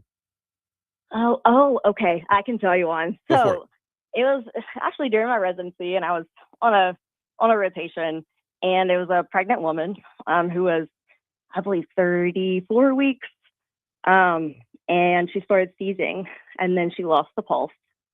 So we started chest compressions, started magnesium, all the medications, intubated the patient, and then at bedside, we opened her abdomen up and took the baby out. And the baby lived, and the mom lived too. And now the child is about to turn 3. Oh, wow. Yes, That's was awesome. probably the best. Very cool stuff. Just a minute or two left here. Let's bring it back around to the patient end. Okay. You're in that scenario where you do have to visit the ER. How can patients prepare for the visit to make sure they're getting the best possible care? Yeah, so through the website, American College of Emergency Physicians, there's actually a checklist, which is great. So store your emergency contacts in your phone, bring identification and insurance information, try to prepare a list of your symptoms and relevant medical history. Know your medications or bring your meds with you. Know your allergies. If possible, try to bring a family member or a friend to help with communication. It can be really, really stressful in the ED. Or, you might have some barriers to communicate your story because you're so sick. So bring family, and that will help with the story for us. Mm-hmm. And then bring your favorite blanket. It's cold in the hospital. Cell phone charger is always needed. And then just try to be patient with us. We are working as hard as we can to get to you, and we really do care about you and want to provide the best care. But it might take a minute for us to go room to room. Last one before we get you out of here. Resources, tools available to help patients decide whether they should go to the ER or see their PCP. Yep. So Our Lady of the Lake website, we have the 24-hour nursing hotline. We have the on-demand virtual visit. Let's see, MyChart patient portal that you can ask your doctor and then just call in their office. If you notice any ingestion, like my children eat everything off of the floor, sometimes they eat leaves. You can call Louisiana Poison Center, which is 1-800-222-1222, and they can guide you whether to go to the ER or not. And then they do have some online symptom checkers, which can tell you whether to go to the ER or not. She is Dr. Elizabeth Pearson. Can't thank you enough for the time. Can't thank you enough for what you do. It's awesome visit, and I appreciate you stopping by. I so appreciate you. Y'all have a good one. You too. Always appreciate the partnership with Our Lady of the Lake, and always I forget on the way in. I'm supposed to remind you on the way in. That was a pre-recorded segment. We were not live right there, so I'm not required to. I just like to give folks a heads up. All right, we've got a lot of ground to cover here on Mornings with Brian Haldane. The focus this morning is on the upcoming legislative session, and when I say upcoming, I mean this afternoon is when things get started. Moon Griffon is going to be coming your way. He's going to stop in with us at 8:15 for the normal Everything Under the Sun with Moon segment, but he'll be broadcasting live from his show 9 to 11. Actually, his show runs 9 to noon, but I'm going to step in that last hour with him, and then we're going to pivot over. We're actually running all the way up till 1 today. So it's the normal Moon Griffon show till noon, and then pregame up until 1. But we're going to pivot over to legislative pregame 11 to 1. And then the governor speaks at 1, and then it'll be back to regular scheduled programming after that. So looking forward to the rest of the day here on Talk 107.3 FM, the rest of the morning here, as we got a lot to talk about on the legislative front, and things will get started. In fact, we'll pick up that conversation on the legislature after we hit news, traffic, and weather. Will Green from LABI will join us. In the meanwhile, before we hit news, let me remind you about 180pros. 180pros.com is the website, 180pros.com. Is it time for your IT to do a 180? Do you have a true partner in your IT provider? Do we take provider to the next level and say partner? Do you have someone you can call on whenever? Someone who, if you call during business hours, will guarantee you same-day response time? Do you get simplified billing? Or do you get nickel and dime for every line item they can hit you with? 180pros.com or give them a call locally, 225-330-2200. Yes, local partner, 180pros.com.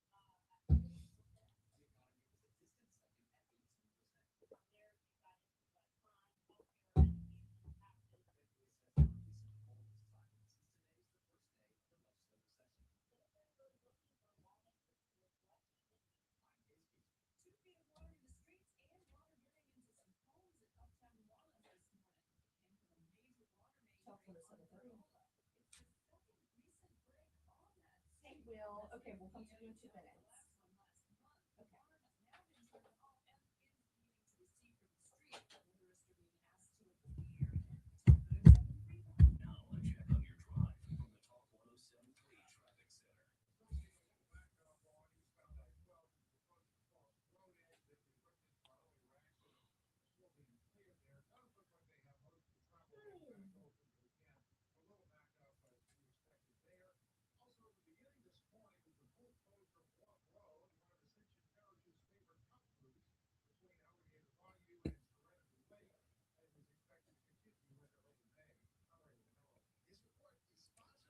It's still dark outside, by the way. Like overcast wise. But it's all like it's a combination of the two.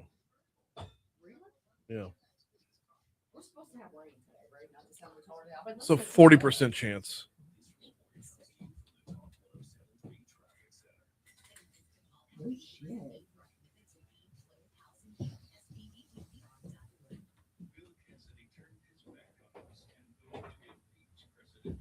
I was at Texas Club Saturday night. Shit. What? I'm like, do I leave? Do I not leave? Oh, we were at the Mercy auction. It was brutal. I know. And our poor Lyft driver, so I went with Lyft instead of Uber because Uber's prices are stupid. They're stupid now. I only use I'm not taking a $40. Lyft. It's like $15 to $20 cheaper for them. So Saturday night it was expensive, but I understand nobody wanted to drive in that weather. So, but our poor driver, her splash guard got full of water, and she was like dragging her splash guard on the ground after dropping us off. So I don't know.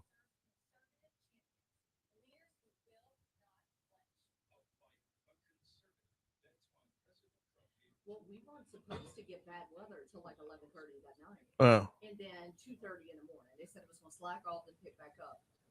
yeah. But it started about 9:15, 9:30, and continued The whole all the way through like 10 o'clock in the morning. Yeah. Yeah. My little boy's like, 7 o'clock. Mom, I'm going to go ride my bike. I'm like, by all means, please do. Well, yeah, we were at the auction. And we're inside Mercy's old gym for the auction, right? Nobody, the band's super loud. Nobody can tell what's going on outside, but you go outside and it's just deluge. Yeah. I'm telling you right now, Uber and Lyft are promoting drunk driving at this point. Like the pricing on Uber promotes drunk driving at this point. It's if you're balancing out the equation and you say, like, I'm gonna take my car versus I'm gonna pay $100 round trip to get from Sherwood to Mid City.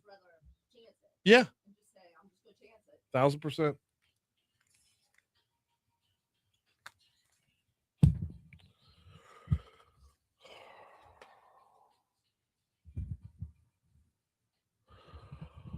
We are 5.5 hours away from the governor's opening address for the 2026 legislative session. And we're previewing it as from as many angles as we can this morning. We've got Will Green on with us, the president and CEO of the Louisiana Association of Business and Industry on with us. Will, how are you, man? Brian, I'm doing great, man. How are you? Couldn't be better. I love the first day of the session. I'm a lifelong Mets fan, so I know what it's like to have the promise of day one, no matter what ends up falling to the wayside by day two. I love the opening day simply because there's promise there and there's energy there and there's people that want to actually serve the public there. So I'm good this morning. How about yourself? Man, lifelong Mets fan. You are an optimist. I love it, man. Glass half full. Absolutely. No, man, look, you're right, man. I mean, look, you come into session, especially coming off of a couple of years of great momentum. And, I think what you're going to hear from the governor today is similar, similar topics and similar sort of ideas and thoughts and feedback that you and I have talked about right over the last few months is that we've made a lot of progress in Louisiana over the last couple of years. A lot of positive things are happening in Louisiana as a result of some of the wins that we've made and the legislative policies that this legislature has passed. And as a result, we're seeing the kind of investment that we haven't seen in decades. But we've got a lot of work left to do, right? I mean, we want to continue to make Louisiana an attractive place to live and work. And so I think it was last week, Brian, that we talked about our strategic plan that we came out with that showed that we are making great progress, right? I mean, we are increasing jobs in Louisiana. We're increasing wages in Louisiana. We're moving the needle significantly as one of the best places to do business, and we're reducing crime, and so quality of life in Louisiana is improving. But we've got to keep our best and brightest here. Mm-hmm. We got to get more people working in Louisiana, and we're still one of the highest cost states for insurance, right? And so those are the things that we got to keep working on in Louisiana, and we can, and we trust the legislative process to do that. Well, with that though, where do we pick up? What would be the best spot to pick up on in this session? Yeah, so I mean, sticking with the theme, right, of how do we continue to make Louisiana an affordable and attractive place not only to live and work. We looked at what legislation have we passed underneath our program of work and underneath our strategic plan over the last couple of years, and then where do we still have a lot of work left to do? And so as we talked with our members, with our board, with our coalitions to try to figure out, okay, what are the next steps? Insurance is still a top priority for a lot of our members. I mean, it's still one of the top struggles and challenges on their balance sheet, right? And so insurance affordability is still an issue, especially in commercial insurance, right? So the good news is that as a result of some of the successes we had last session, we do have insurance companies coming back wanting to write in Louisiana. And so for a lot of personal insurance and car insurance, auto insurance, we have stabilized a bit, and in some cases carriers have made some reductions. But in commercial, we've still got a lot of work left to do. And so if you're a truck driver, if you're a logger, if you have commercial auto fleets, you're still feeling the pain. And so we look to see, where are we still an outlier? And, states like Oklahoma this year passed damage caps. And so we looked at a bill similar to what they did last year, and we filed that bill. Third-party litigation financing is a massive issue. About 11 states now are looking at passing some transparency and making third-party litigation financing something that you have to disclose. So if you've got a third party influencing or having strategic input into the decisions on whether a case settles or goes to trial, you've got to disclose that. And that's important because there's an estimate of about $15.2 billion in litigation funders going on around the country right now. And so they're having their hand in all kinds of litigation tactics that people don't even know about. Yep. And so those are a couple of bills underneath insurance that we're going to look at. We're going to prioritize this year to keep making Louisiana an attractive place for insurance companies to come in and write, and to make it a more affordable place to do business. Hang on. Well, let's talk a little bit about third-party litigation just to make sure that everybody's up to speed on what it is. It is exactly what it sounds like. It is a third party that's funding, and like they're throwing money behind a lawsuit in order to make more money on the back end. And as it stands right now, we don't get to know who they are. Like that, they're the man behind the curtain in this whole thing. Yeah. So exactly. So this is something that's relatively new, right? I mean, a lot of these litigation funders, both foreign and domestic, have come in and they've realized that they can invest in our litigation system, and they can severely disrupt really the litigation process and unbalance the scales of justice to the tune of billions of dollars. And what it does is it causes significant delays. Oftentimes the plaintiff doesn't even know that there's that they're not even really in control of their own case anymore. Right. I mean, we've had instances that we know about in other states and in other cases where a plaintiff has wanted to settle, but the third party litigation financing company that's really financing the lawsuit didn't feel like they got enough return on their investment. And so they didn't allow that. And so the case went on. And as you can imagine, cost increased, litigation got delayed, and the courts got even more crowded. There was another case that was reported in another state where this litigation financing company actually had some investments that the judge actually had a conflict with, but the judge didn't know there was a third-party litigation financing involved because it wasn't disclosed, and the judge probably should have conflicted himself out of the case. And so that's why it's important for everybody to know that, you know, who you're dealing with, arm's length transactions. And so we think that if there's a third-party litigation financing company involved in the case, that ought to be disclosed, and that disclosure ought to be mandatory at the beginning of the suit. And there's an important balance right there between just knowing who's footing the bill versus determining no one else can foot the bill. Like when it comes to third-party litigation, what's being sought here is just the transparency, right? Right. Yeah. It's look, all we want to know is who are we dealing with, arm's length transaction, and let's lay all our cards out on the table. No, absolutely. Talk with Will Green from the Louisiana Association of Business and Industry. Today is opening day of the legislative session. He's got his eyes on a number of different bills or overall topics with bills related to them. Representative Dickerson and Senator Mizell have similar bills. Talk about capping general damages at $500,000. This is one, Will, that I'm super duper in favor of, but I'm not as optimistic as maybe I could be on whether or not these things are going to move forward.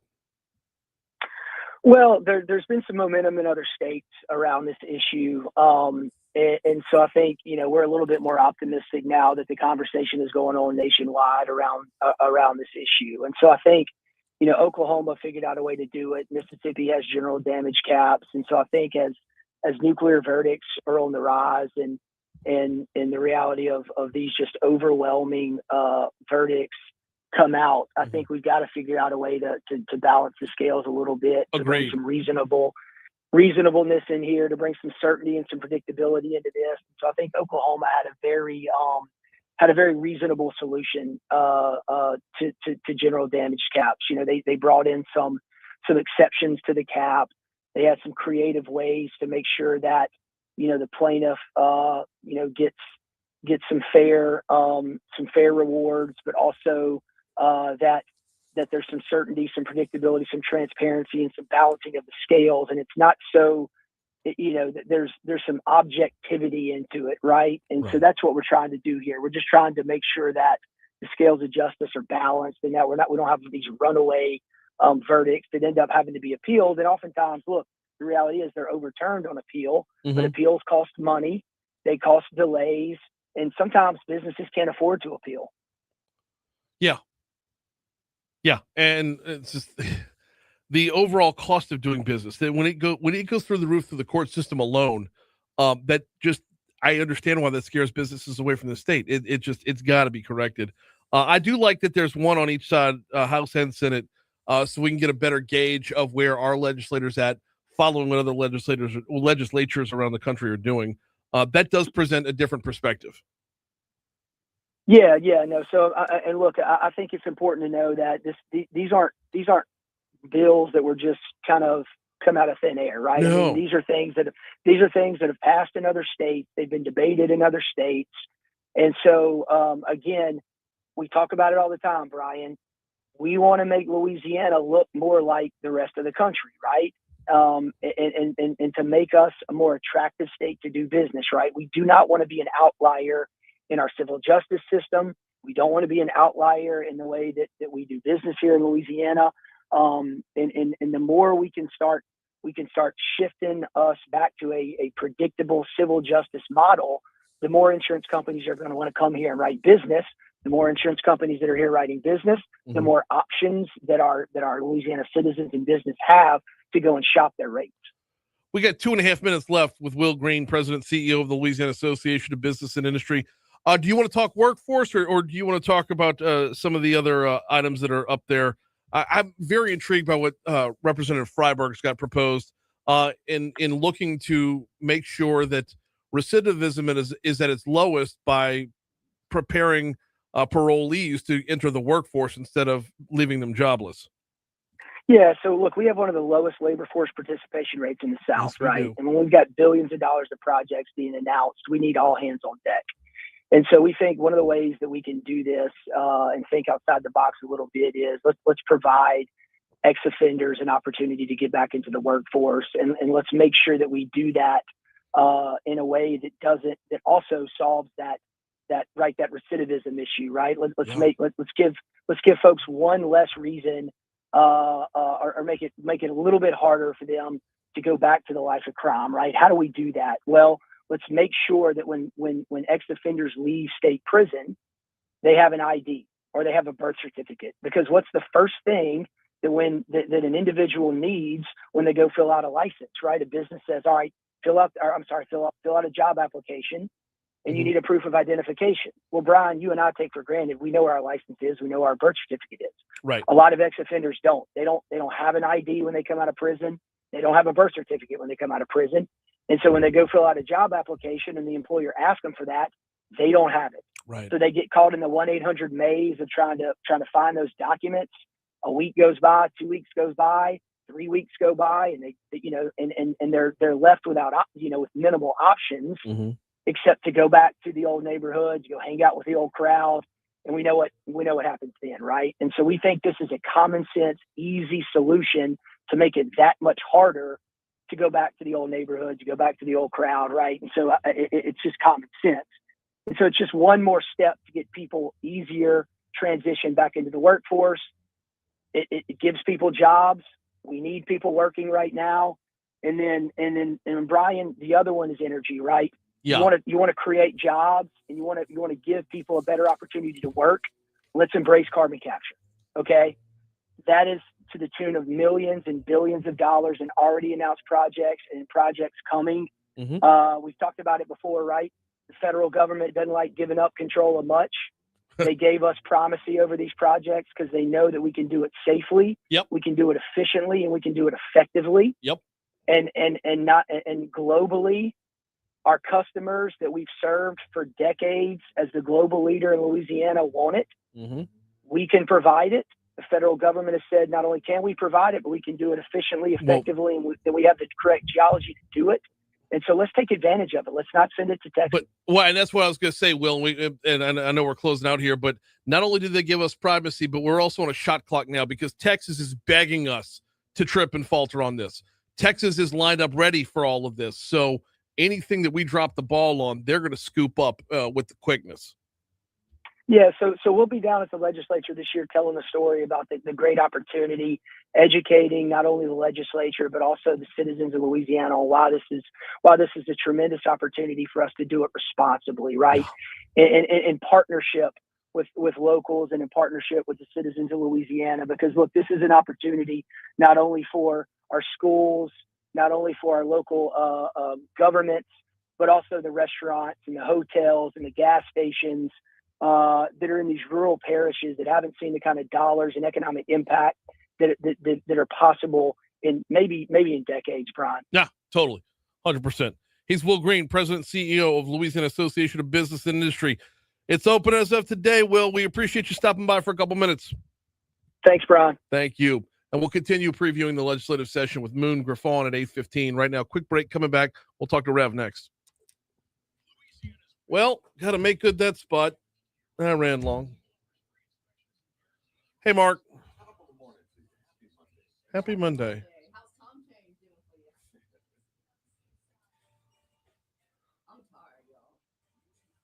I slept until 10 yesterday. I think the Monday after the time change should be a national holiday. Hey, or stop changing the time. Yeah. Or 5.5 hours away from the governor's opening address for the 2026 legislative session address.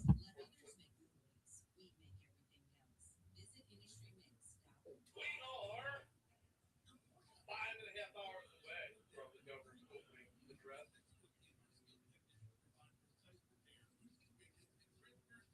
Crap, we don't have Rev right here. Oh no. Yeah. Give me 4, 5, and 6 from LRN, please. You want me to untag them? They're just not doing it at all. Now leave them in the tag. That's fine. Yeah.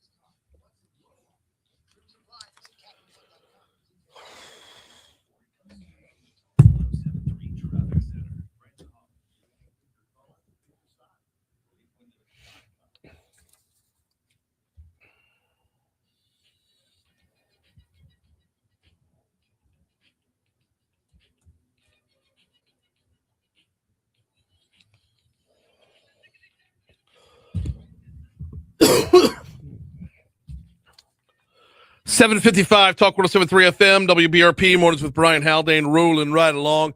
We're gonna hit news here in just a couple minutes. ABC News, and then hour 3 is gonna be coming your way. We'll do this day in history. We'll catch everything under the sun with Moon, provided he's all set up and ready to roll out of the state capitol. Moon Griffon gonna be coming your way from the 4th floor of the state capitol. That's the governor's floor. I don't know if we're in the war room or if we're in the press room, but we'll talk to Moon coming up in about 20 minutes from right now. Also, after that, the last half hour of a Monday show, you know what we do. It's time for the BREC Room. We'll talk with the folks from BREC, our parish's recreational department. They got a lot going on, y'all. They continue to see a lot of moving parts, and we like to be brought up to speed on it every single week. So we'll have Janet, we'll have Maurice in for the BREC Room at 8:35. No, 8:30 until the end of the show. Let me remind you about the folks over the Baton Rouge Metro Airport before we move any further down the road. FlyBTR.com is the website, FlyBTR.com. You know what? Didn't see anything in the news about the Baton Rouge Metro Airport yesterday. I can tell you, if you were driving down thinking, it only takes 1 extra hour if you fly down to New Orleans, that's not the case right now. With the partial government shutdown, the New Orleans airport's telling you get there at least 3 hours early. How ridiculous is that? This is one of the reasons, one of the many, many reasons I love having a top-notch airport in our own backyard. Look up your flight information, dig into more at flybtr.com. The difference is all the difference, y'all. It matters to our community that we're supporting a local business, but it also matters to you when you take into account your entire flight experience.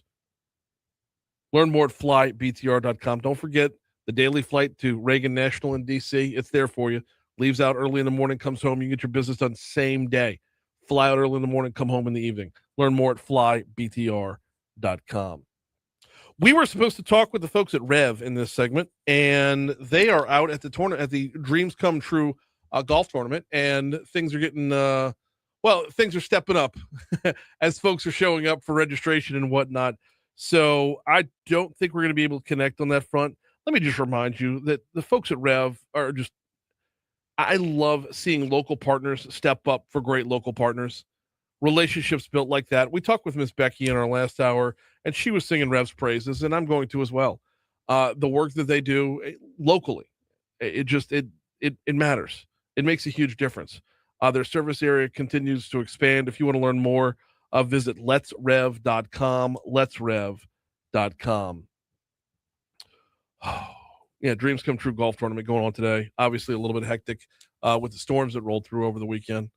And we will Everybody going out is going to have a great time. They always do. We're going to have to skip a few holes, but it's always a good time for a fantastic cause, supporting dreams come true of Louisiana. Meanwhile, as we pivot here, I want to borrow a story from our news partners over at, you know what? Let me give you a different one here. Let's roll with 7, 8, and 9. I want to borrow one from our news partners over at Louisiana Radio Network because the session does open today. You've been hearing from our news partners at Louisiana Radio Network in our news at the bottom of the hour, 6:30, 7:30, 8:30, and so on. They talk with the editor or the publisher of LaPolitics.com, Jeremy Alford, talking about this session. He says the budget fight could involve the LA Gator program. That's the scholarship program that Governor Landry's pushing for to double the funding for. But is the money even there? Here's Jeremy Alford, cut 7. There's a pushback by the legislative leadership. They think at least Senate President Cameron Henry believes that that kind of spending increase would be unsustainable. That is too big of a jump. He spelled this out. Senate President Henry spelled this out at the Pelican Institute's Solution Summit last week, and basically said, like, this is a program that everybody loves. It's just we got to be responsible with adding dollars to it. Alford says legislators also have to figure out how to make up for a loss of federal funding as well. Cut 8. There's a $45 million budget gap stemming from the federal government pulling back on Medicaid. Which is why you hear arguments against expansion of Medicaid all the time, because what happens when the federal dollars go away? Quick break for news. Hour 3 is next. Oh.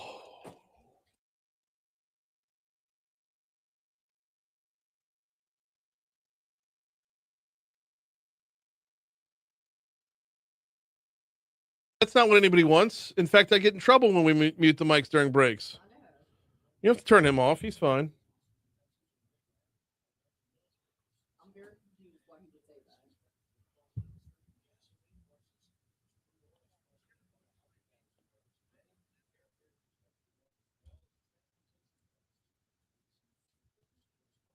Why, Perry? And it was this. Give me a reason why.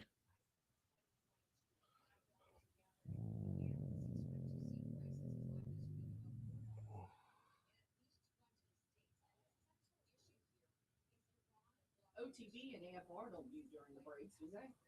They have commercials that run. So they run it a little bit. Yeah. Oh, they have it. Yeah. In-stream commercials. Yep. Which we'll get there. I would prefer it. I'd actually get a break. I mean, that would be nice.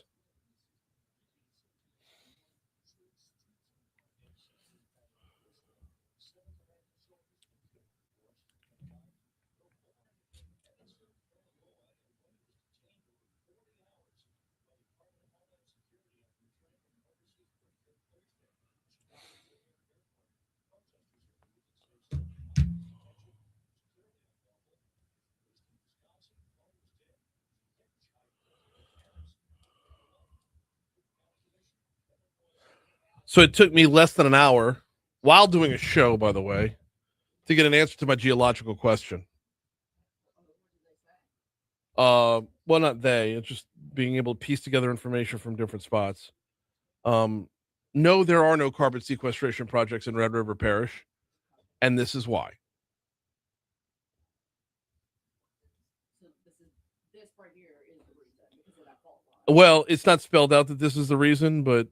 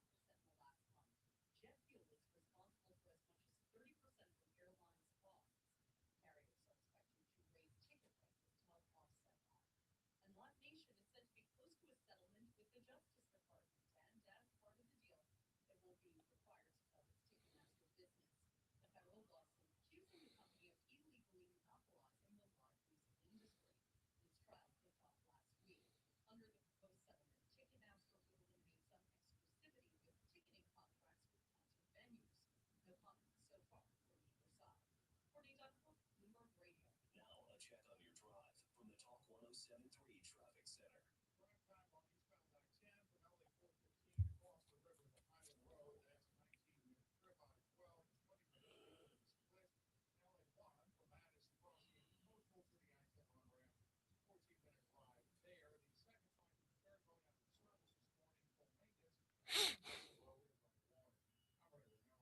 This report is sponsored by Capital One. Earn unlimited double miles on every purchase with the Capital One Venture X business card. Big purchasing power means spend more and earn more. Capital One Venture X business card. What's in your wallet? Terms apply. Visit CapitalOne.com for details. This report comes to you from the Talk 1073 Traffic Center. Talk 1073 weather. Fog will be an issue early this morning with skies eventually becoming partly cloudy. Temperatures will be on the warm side with highs in the mid-80s. A few thunderstorms are possible later this afternoon. Fog could redevelop overnight tonight as lows drop into the upper 60s. Mostly cloudy Tuesday with highs in the mid-80s. A front moves in late Wednesday, increasing the chance for rain, especially Wednesday. I can't get this guy to understand. Jeez.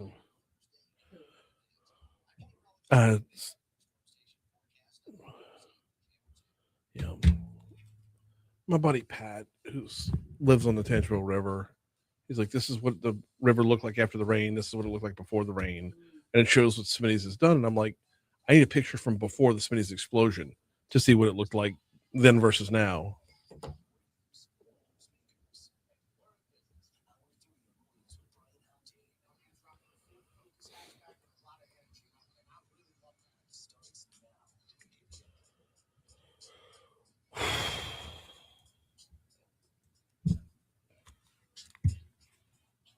Whoa.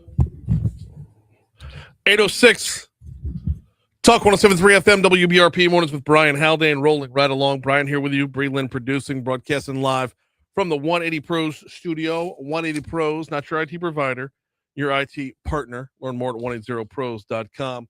Our third hour of the show, our 8 o'clock hour, is starting off at 68 degrees as it's still dark out there, man. It's slow start to the morning, the first Monday after spring and forward. Busy hour this hour. We got the BREC Room coming in the back half of the hour. We got Moon Griffon coming up in about 10 minutes from right now. But right now, we start off hour 3 with This Day in History.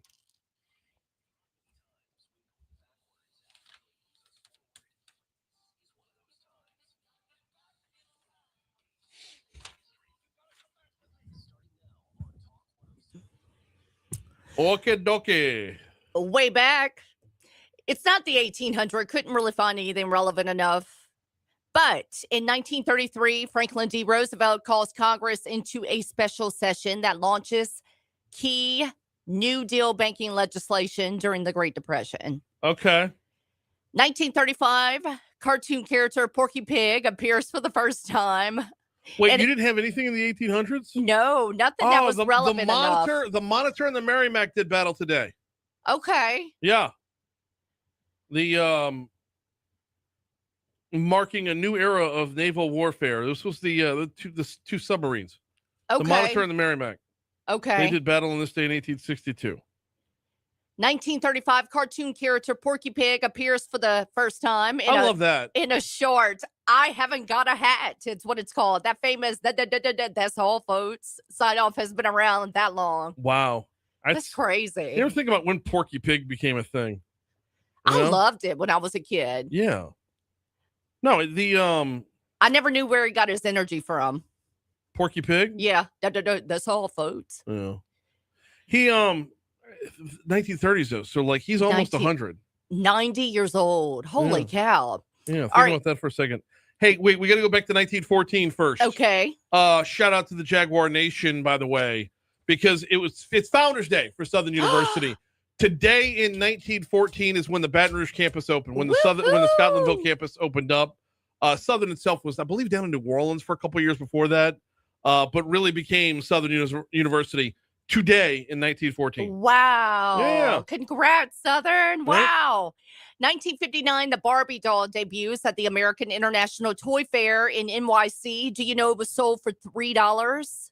at the time. And today, some of the original dolls sell for tens of thousands of dollars. Yes, they do. That's just crazy. Yep. When I was little, I had to have the Malibu Barbie. I had to The hold Malibu Barbie? Yes, the Okay. whole setup.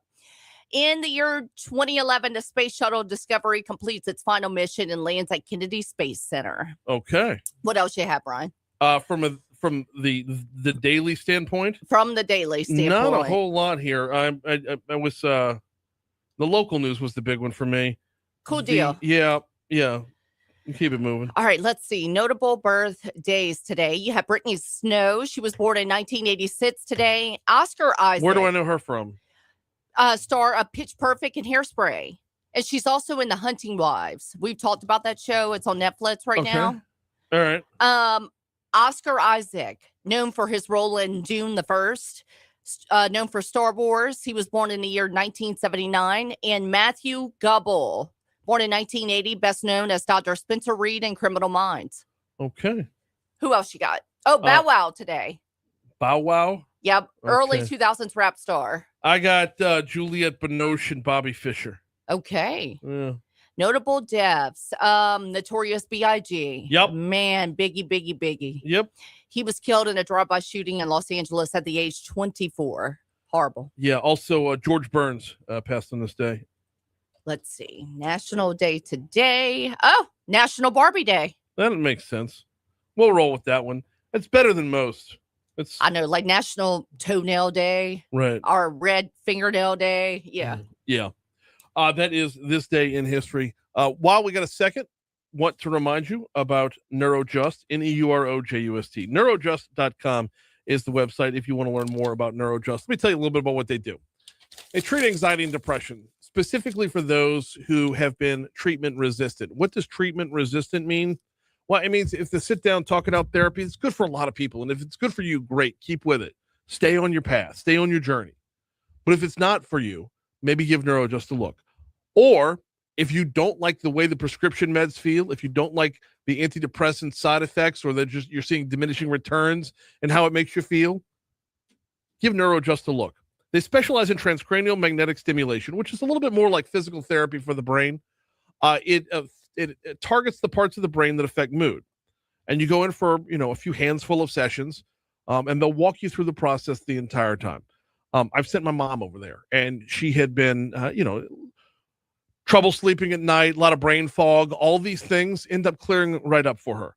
Response rates are magnificent, really in the 80%, 84, 85% up in there for response rates.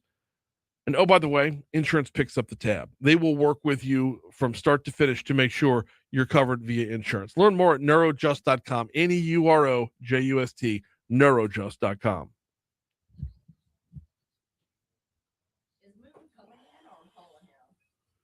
Do what? I'm calling him. Yeah.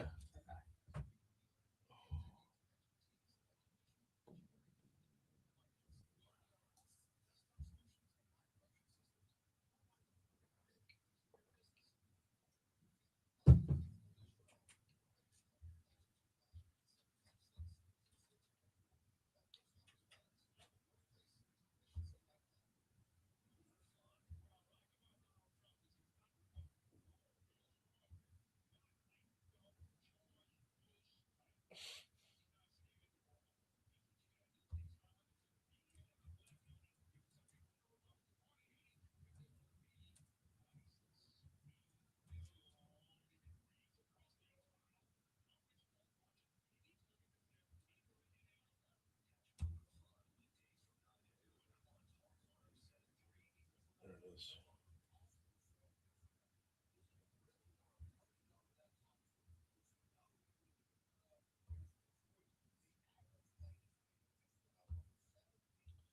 Oh, I forgot to print my notes for BREC. Damn it. Robin. Yeah, Robin's like, Brian's at the Capitol. I'm like, he will be, but it's business as usual for now.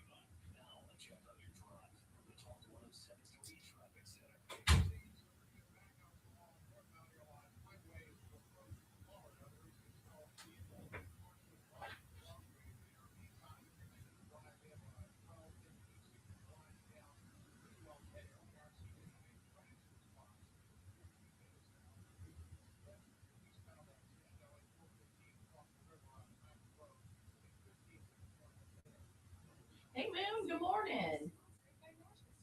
How are you? Are you in town yet? Oh, that's awesome. Okay, we'll be coming to you in 2 minutes, okay? Okay.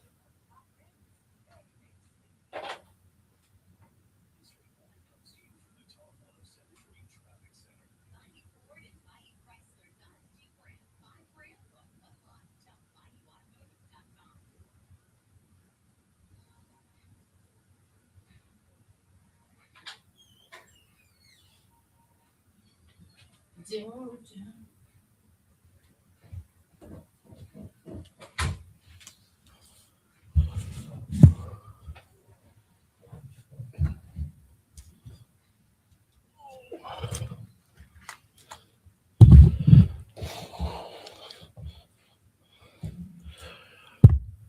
8:15 Talk 107.3 FM, WBRP, mornings with Brian Haldane, rolling right along. Take you right across downtown because he's about to be rocking and rolling from our state capital. Moon Griffon's on with us. How are you, brother? Man, I am doing great. Waiting for you to show up so we can have a little bit of fun. We are going to have some fun, by the way. A little pregame show, a little countdown to kickoff, as it were. Yeah. So before we get to that, O'Brien, you gotta fill me in with something. Go for it. So I'm a we're all LSU fan, but big baseball fan. Yeah. And now the Tigers seem to be struggling going into the SEC, and that bothers me. I thought they'd play this weekend, come out rolling, and get ready, and it's kind of a struggle. Can they turn it around? I mean, they got good players, and they got a great coach. So I guess they're worried about them a little bit because they're losing to teams they ought to not lose to. My opinion only.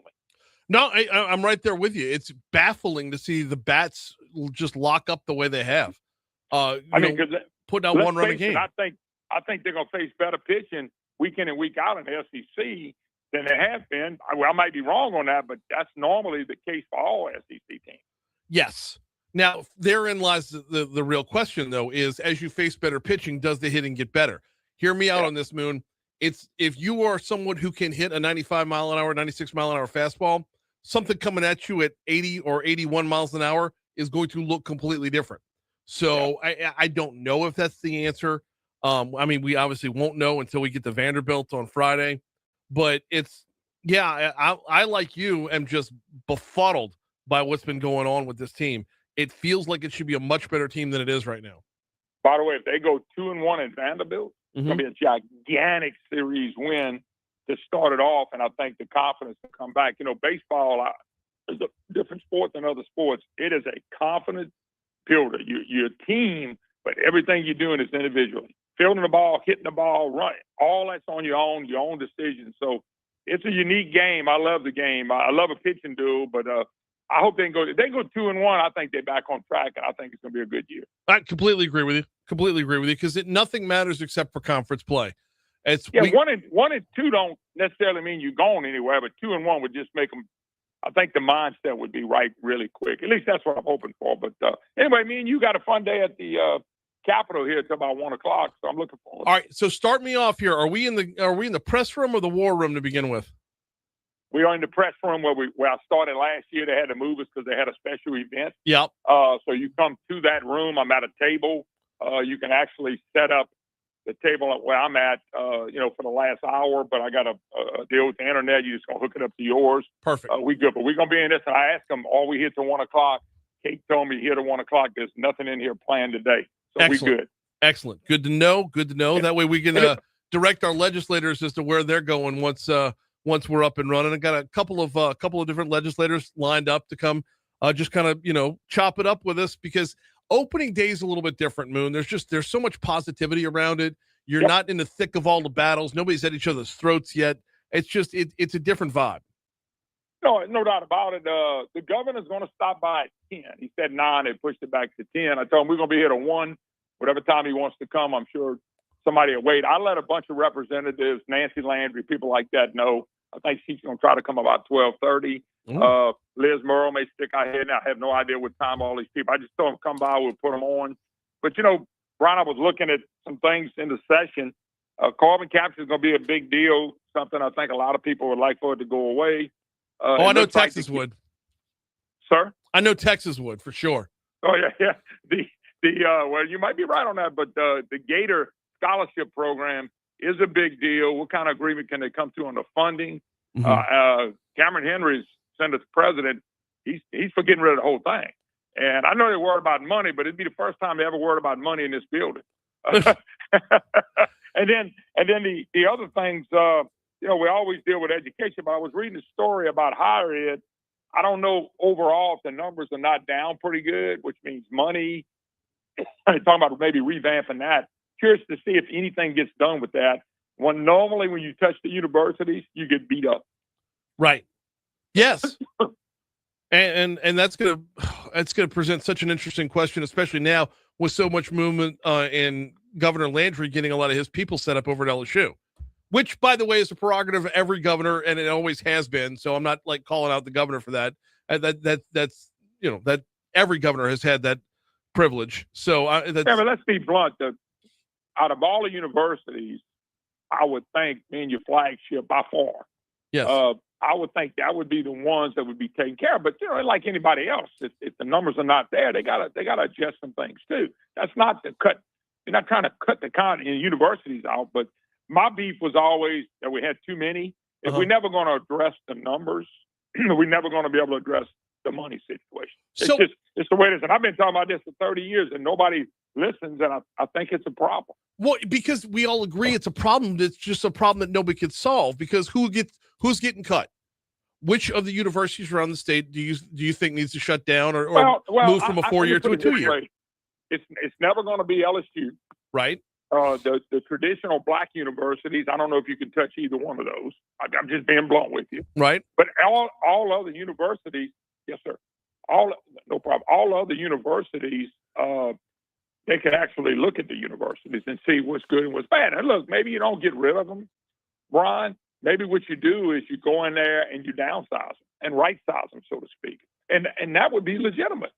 But what we did was, back when Mike Foster was governor, when we couldn't fund the universities to the Southern average, what was their answer? We added another one in Alexandria. That's a fact. That's what we did. I fell out laughing at that. It'd be like you and me. You and your wife got 5 car notes and you can't afford them.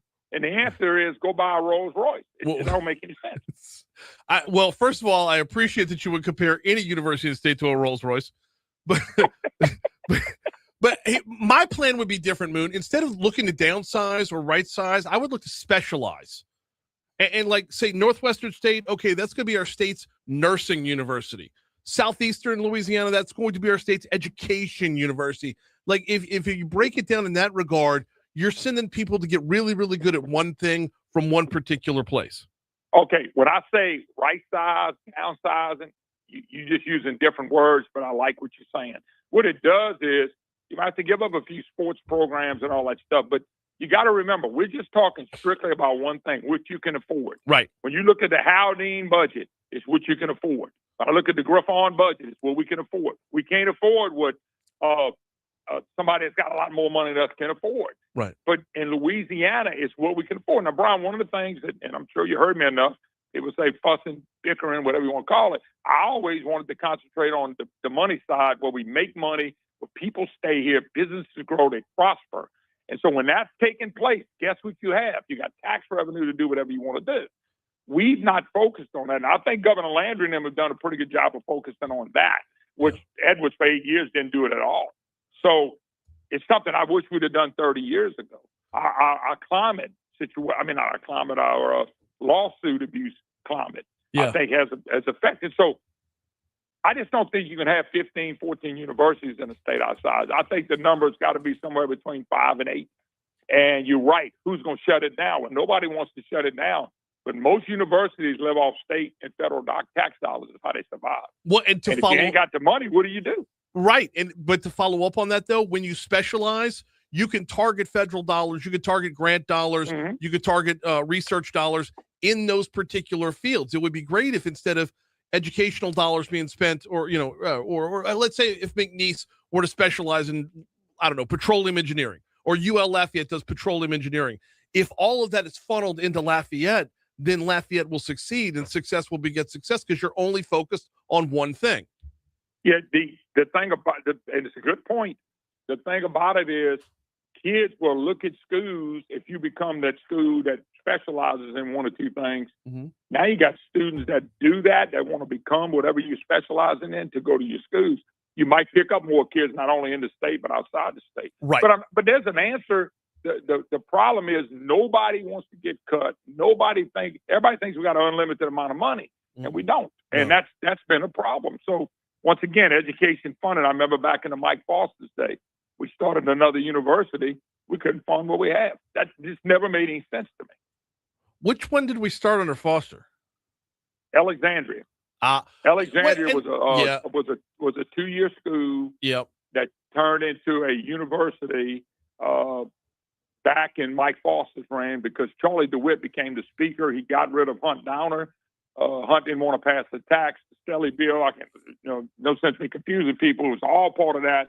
And all Charlie DeWitt wanted was to be named a university because they knew more state money, federal money, and all that stuff would come with it. I'm not cutting Alexandria because Alex was like every other community. Everybody wants their university. I understand that. I get it. But nobody talked about what about the money in the future. Cameron Henry's talking about the Gator program. Well, I don't know if we could double the budget every year. Well, Cameron, what about these universities that we keep putting this money into? I said, we got to have them. They're state universities. The state needs to put up their quote fair share. I get it. But you got to have students. And that's why when you grow an economy, you keep people here. They have kids. They go to universities. And that's how the system works. And we've got to take care of the other side of it, and we haven't. We got Moon Griffon with us for a couple more minutes. He broke away from setting up shop as he is over the state capitol. Our coverage is going to run all the way up to the governor's address at 1:00. Have you heard from the governor about any, maybe, I don't want to say surprises that might be on the way, but anything that we might not be focused on yet that he might bring up in his address? No, but I thought what I do, if he comes at 10 like he's supposed to, that's what I'm asking. Where's this session going? What are you focused on? What are you hoping to get done? So that's going to be a couple questions I want to ask him. That way he can answer it in his own words. Mm-hmm. I haven't got anything behind the scenes of anything that the governor is really pushing yet. And it's kind of shocking, but I think last year was such a tough session because it started with insurance and ended with carbon capture, and I don't think anything else became that important. Right. And so that, you really don't want to have a session where it focuses on one issue the whole time, unless you call a special session. Right. Well, and that last year was kind of a pseudo special session on insurance. And I think everybody knew that going in. It dominated the whole thing. And honestly, Moon, I walked away impressed that they were able to stay focused the whole time. Yeah, Brian, if you talk to the legislators, they feel like they got some really good stuff done around the insurance. They did not get nearly what they wanted to, but they at least felt like that Emily Chenever's bill was really positive and good, and that thing came out like it was supposed to. But there were some other bills that got watered down. Some never made the process. Well, Mike Mellorine's bill was another good one last time around that I'll take and run with for sure. And between those two, that was work got done. Now picking it up again, it looks like it's going to be Representative Chenever one more time. She's attacking third-party litigation this time around. Yeah, she's supposed to come by here too, but I don't know if it's going to be after 11 or before. Hey, how you doing, Sugar? Their opportunity to visit with her today as well. So I don't know, Brian. This is kind of one of those sessions you got to remember. This session, and then next year's election year. Yeah. So I think whatever they want to get done major is going to happen this year. Now, next year, if they get something major, I think it'd be tax reform, kind of trying to cut the income tax a little bit more, a little touch more, because it's an election year, and that looks awful good on the resume. Well, I know we got Dixon McMakin stopping by, I believe, at 11:15. He's pushing House Bill 4. That's calling for the Constitutional Convention. Moon, to me, this is the biggest priority of this session. Bigger than Gator Scholarship, bigger than carbon capture. Rewriting a 50-plus-year-old document that's held together with bubblegum and duct tape has to be done. Yeah, it's Brian, I've always been against it. I'm trying to be open-minded about it. I want him to explain. I want Dixon to explain what's the purpose. What are we going to get done? Because there's a lot of things in the Constitution we don't want to change. So 2/3 to pass a tax and fee. People say, "Oh, that was too high." They passed every tax and fee they ever wanted to pass with 2/3 votes, so that's not a big deal. I'm curious to see what that's supposed to look like. Maybe Dixon can explain exactly what that's going to look like, because it does matter how you go into the session. No, it absolutely does. And yeah, the devil will be in the details on that. So Sure. we will talk with him. We got a full slate, or almost a full slate as of right now, with all the moving parts in the Capitol today. It's going to be a fun ride. Yeah, no doubt. I'm looking forward to you getting here. Like I said, we're going the 11 o'clock Moon Griffon show will be the 11 o'clock Moon Griffon Brian Haldane show. We got it. From the Capitol. How's that? Count it down to kickoff, Moon. Always appreciate your time, brother. All right, Brian. Thank you as always, brother. Here comes news on Talk 107.3. Oh, we're going to have some fun. We do, don't we? Oh, okay. I didn't know if you needed it for time's sake. It gives me time to flip around and get them in here. I'm trying to watch it. Remember that traffic? It'll play, and then the traffic will never. I should tell you. Okay. Y'all ready?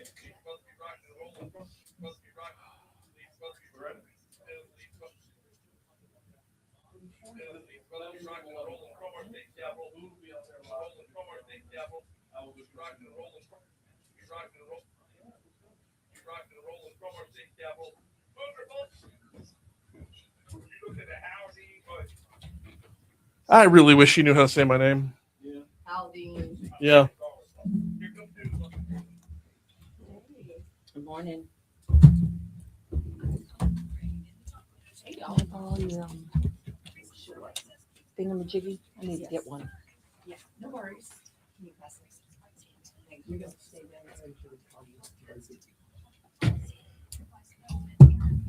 You know, plug it over here. Some responsibility for things are becoming unbearable. So one of the first things we want to talk about is people trying to register for camp. Okay. That was not on the first swing, but there was a lot of problems on Saturday, and we want to address it head on. We want to hit it head on. So the way that it was normally emailed to us, your system crashed. It's not our system. Yes. So that's how the whole conversation. Okay. We had so many people. Okay. And who do we have on the hotline? We've got two parents. Talk 107.3. Hey, can I ask you what your first name is? Queena. We have Queena. Okay. Thank you so much. Okay. And then does Bianca know to call a different number? Is she coming in?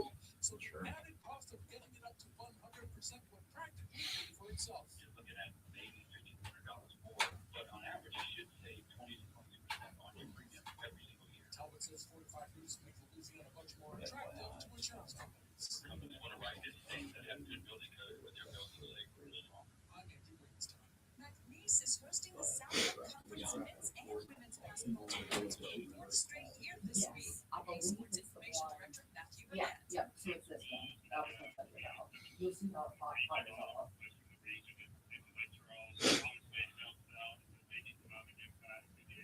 Talk 107.3. Now a check on your drive from the Talk 107.3 Traffic Center. Yeah, that's going to come down a little bit. Turn her volume down just a little bit. So blow her ears out when she puts it on.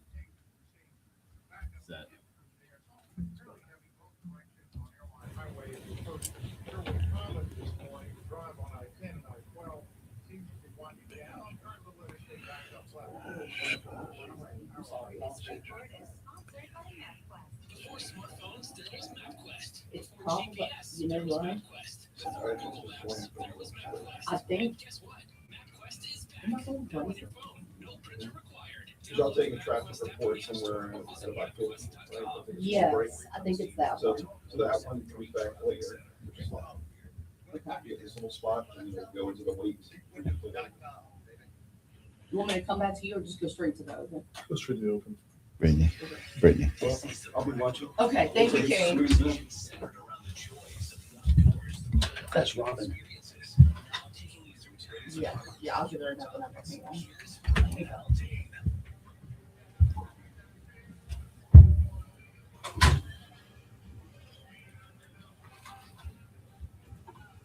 Diving in. Dive. I have you I'm on there. We're diving in for the BREC Room. Good morning, everybody. As we continue to roll right along, we've got Maurice, we've got Janet, and we do this every single week. Talk about the latest of what's going on at BREC. How y'all doing this morning? Doing Good, great. good, Thanks. good, How are good, you good. I just blared her ears off. With the speaker, That's so. quite all right. The headphones can be temperamental, to say the least. We get so much ground to cover. I know. So want to start with, we're going to get to summer camp registration in just a quick second, but I would be remiss if I didn't start with, did we get eyes on recon from the storms that rolled through over the weekend? We're doing good. We didn't get anything. Really? Yep. Okay. So I didn't Great get one news. text Yeah. message, and Now, really. we good news. might get to the office and get some debriefing, but Yeah. normally we get on the spot Yeah. emergencies and all weekend, right? It was clear. Yeah, it was really Okay. clear. That is good So to know. kudos to the park ops team and kudos to everybody who might have gotten in front of all the stuff that might have come up, but nothing to the degree they got to us. All right. That's a great place to start right Yep. there. Love that. All right. Summer camp registration is open, but as I understand, there's been a couple of snags. Well, it's normal. Okay. So everything that happened on Saturday, it opened up at 9:00 on Saturday, and of course, everybody flooded the system. Yeah. And so the numbers are astonishing. Very. If you look at over the period of time that we processed requests, we had 548,583 requests. Wait, say that one Over more time. 548,583 requests, attempts to register. How is that even possible? In one single minute, we had 6,610 requests. The busiest hour was at 9:00, of course. Okay. And in one single minute at 9:03, we had 6,610 requests. So it was the equivalent of what we call a Black Friday kind of thing. Right. Yeah. Everybody lining up, ready, the doors open, and you can't fit everybody into the door. Yeah, we're talking so- like Taylor Swift ticket level. Exactly. Oh, yeah. And so the cry is make the doors bigger. Okay, well that's an expensive cost. So Right. but that's what happened. We had a Black Friday situation. And the reality is we have only so many spots. So Yeah. no matter how, Which is why you have the rush. right. So no matter how much we make it easier to register, Mhm. you're still going to have people that are disappointed because they can't get their kids in the camps. Yeah. And so the option is to just increase the camp opportunities. Mhm. And so we'll look at that and see, Right. is that something that we have the capacity to do? Well, because that capacity is more than just saying, yes, we're going to just poof grant more camps.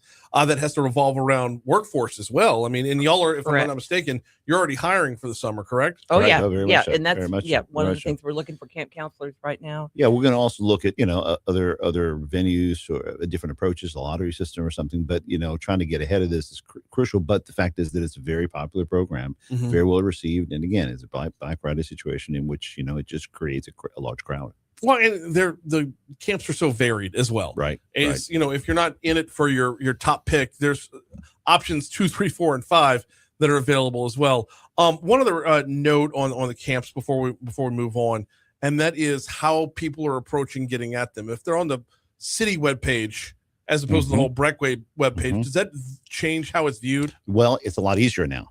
As a matter of fact, a couple of shows ago, we said go to brec.org/Baton Rouge, Right. /Central/St. George. Okay.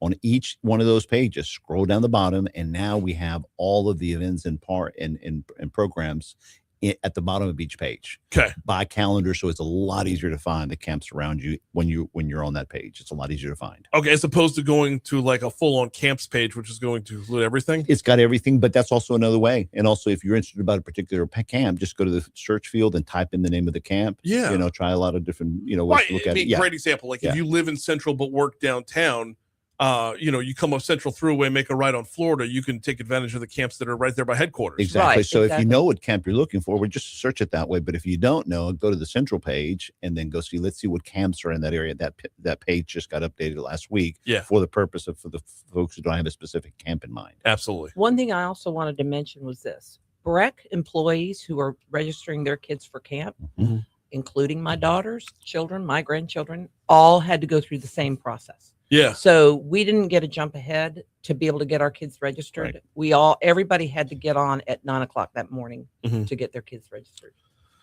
And that's what causes the traffic jam. Yep. No matter how you look at it. Yep.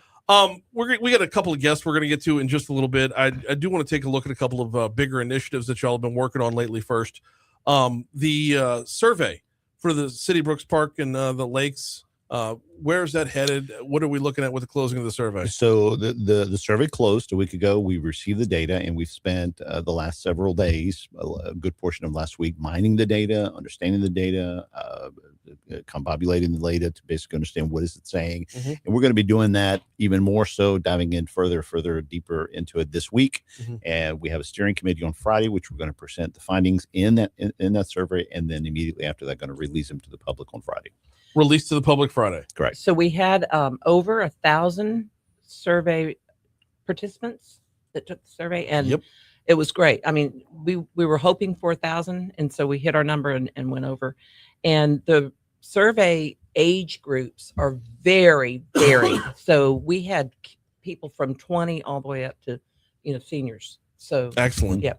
Excellent. And geographically speaking, I mean, was there a limitation on the survey? Like, did you need to live near the park to take part? We wish that we had a little bit more geographic. Yeah. Well, I would push back on that a little bit because I'm a big fan of the golf Well, course. No. I think what we're saying is different. Go ahead. So Go we ahead. had a lot of people from out of town. I say a lot. We A had lot of the parish, outside of the probably parish. 10% of the people that responded were outside the parish. Really? Yeah. So we're going to have to filter those out. We're still going to show them. We're still going to show them because, public institution, we want to show the data, but we're going to segue it out because we got to show the data within the parish and then those without the parish, because we really have to be responsible for the people in the parish. 1,000%. Yeah. So yes, so absolutely. it's good to hear from others, but we have to be careful not to let that weigh the decision. But it could be the people that answered the survey. I don't know that this is to be the case. However, my son and my daughter-in-law live in Dallas, but they're both Baton Rouge that, grew up here or lived here.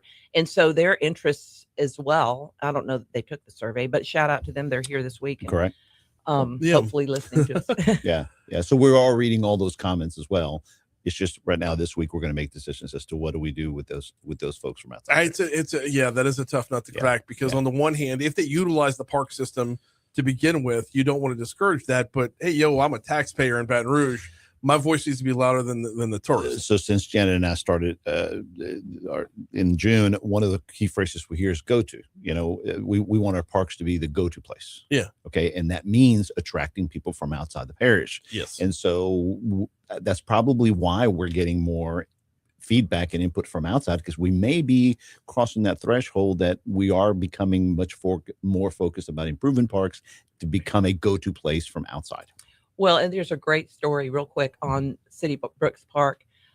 There was a group that came in from outside of Baton Rouge, driving through, and they saw the park from the interstate and saw the green space and everything. And so they pulled off and got off and went and played around the golf. Very it was nice. Waylon Jennings' crew. Oh, no kidding. Yeah. Isn't that cool? That is cool. Mhm. Yeah. Very awesome stuff. Two more quick hit things before we get to our first guest along the way. We're 10 days out from our community meeting in St. George. Yes, we are. And that's a huge meeting, not only because we're going to be showing all of our plans for the St. George area in key parks, but it's also the type of meeting that we're going to be announcing, hopefully in your show and throughout all of our information, of the different type of community meetings that are going to be happening throughout all the different cities. Okay. Because that's really the way we do business. We do business by getting in front of the community and letting them know what we're doing, what we're planning, what we're thinking. And so here, the one on March 19th is our opportunity to show, let me show you what we're going to do at Airline Highway, what the safe house, safe place, the safe house is going to look like. What are we thinking about the recreational centers all throughout St. George? Mm-hmm. We're going to show boards, posters. We're going to have a survey afterwards, just like we're doing for City Brooks. And then in the next 2 weeks, we're going to be setting up a schedule online for all the community meetings for all the cities so that everyone can see what the plans are for all the parks. As I mentioned to you a couple of weeks ago, a lot of the parks and master plans kind of froze sometime in the last 2 years. Yeah. We're unfreezing everything. That's the rush here. Okay. Because we're unfreezing things so that people can see, okay, what's coming up, and giving everybody an idea what the next 12, 24, 36 months looks like. So that's where the sense of urgency is coming in. That's the right. previous sense of urgency, and I want to make sure we get in on this before we get to our first guest. The previous sense of urgency was on getting caught up on audits. Yes, and we are caught up. Isn't that awesome? Yes. So we're all caught up. We did finish 24. 25 will start in mid-April to hit the deadline date of June 30. kudos to our finance team. Yeah, Seriously. I don't think people appreciate just how very much so. how difficult it is to get caught up on backlogged work. Correct. That's that is a good note for sure. All right, we got about 5 minutes before we break, but we want to visit with the BREC Foundation real quick. Yeah, perfect. Yeah, come on over, introduce yourself. Let's chat here. Here we go. All right. I'll say. Good morning. Good morning. How's it going? Going all right. Pronounce your first name for me because I've just got it written down here. Is that it's Ivante. Ivante. Yes, okay, I yes, want to that's nail correct. that. Ivante Top's the director of the BREC Foundation. This is the most wide open question. What's new? Yeah, definitely. So what's new? One is just me, myself. I'm new in the role. I've been in the role for about 3 months now. So it's been a really fun whirlwind just coming in and learning about BREC and the foundation and all that we have. One of the things that's new for us and what's already been talked about is that the BREC Foundation really truly wants to work with the community to be the premier arm for community investment. And work with BREC to make sure that we are making our parks and our recs and our systems some of the best places to be in the nation. I think Baton Rouge has that, and I think the BREC Foundation really wants to be that arm to make that happen. One things that we do is we work with them to make ideas a reality, whether that's expanding, whether it's growing, whether it's improving. So my goal coming in as the new executive director is truly working with our community to make these places better that they love. Walk me through the separation of, I wouldn't call it separation of powers, but like walk me through how BREC Foundation's mission dovetails with BREC's mission. Do y'all follow the Imagine Your Parks, or is there more input on that end, or is it just go out and find money? No, it's the same. I think we work with big picture and the immediate need for money. I think because we are trying to work with our community, we are having those intentional conversations about what is the need, what is the want. And so we have a little leeway to be able to work directly with those community members to help and work with BREC to make those changes happen that they want to see, as well as all of the places that we have, like the zoo, and what does that look like, and promoting those events and what that looks like. You bring up the zoo. I want to talk about that for just a second because the zoo falls under BREC, but there's been two foundations. Yes. Talk to me a little bit about that merging. Yeah, so we recently just completed the merger of the BREC Foundation and the Zoo Foundation. So we have that board, and what that means is that basically they're still going to operate as the Baton Rouge Zoo. They're still going to be the forefront, but now they have the support of the foundation to increase those fundraising efforts because we have an amazing zoo. And we truly believe that it should be one of the best zoos in the nation, but they need that additional support as well from us to make that happen. And even speaking about the zoo, they have an amazing event coming up April 17th. That's called Roar and Pour. And it's an amazing event where you can come get some curated wines from some of our local organizations and businesses, some food, eat, and just really relax and get to know each other and network. It's really just a great time on the 17th to come out and support the zoo. If you love animals, make those donations. We are still looking for sponsors for that event, and that's kind of the goal. Like when people need those sponsors, my goal is to get in the community and work with businesses to reinvest into the areas of Baton Rouge that they love, including things like the zoo. Got about a minute and a half left with Ivante Top. He's the director of the BREC Foundation. Use this minute to talk about the plans and the vision for the future. Yeah, it's really, like I said in the beginning, is to become the premier organization that helps with community investment. And investment doesn't mean money all the time. It means time. It means volunteers. If you want to volunteer for BREC or the foundation, reach out to us and we can find those spaces. If you do want to donate, we can make those places happen. If it's something that's not there, we can have those intentional conversations. We can have those meetings to truly learn about where you can reinvest into the community that you love. And so that's really where we are now. We're setting that foundation to make sure that the BREC is one of those. BREC Foundation is a community arm for community investment in Baton Rouge. Where do they reach you? Website, email, what? Yep, email. You can reach me at Ivante.top@brec.org, or you can just go to the BREC Foundation and put in a request and it'll come directly to us. But yeah, Ivante.top@brec.org is the best way to reach me. He is Ivante Top, the director of the BREC Foundation. Appreciate you swinging by for a couple minutes this morning. Definitely. We've got more guests to get to in just a little bit. We are due up for a break, though, because we're going to have to check traffic.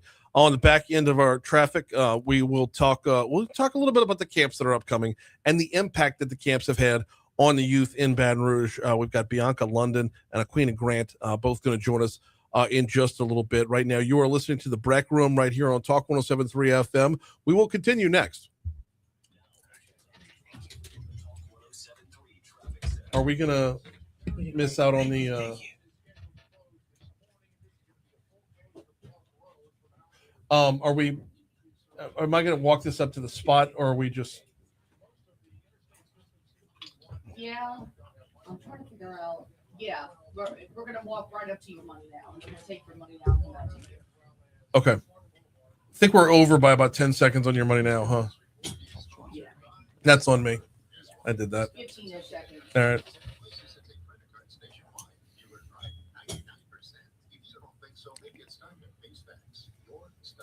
Is Bianca on too?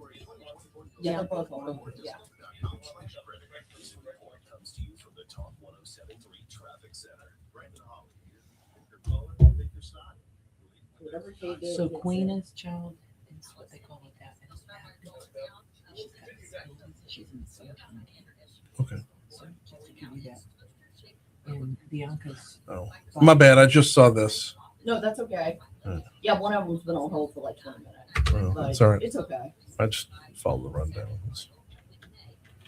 Okay, so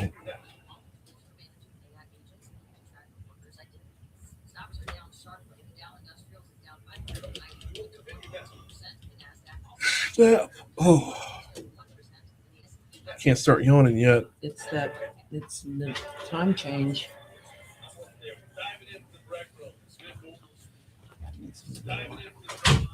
Airline.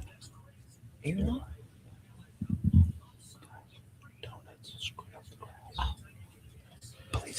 Police on his way.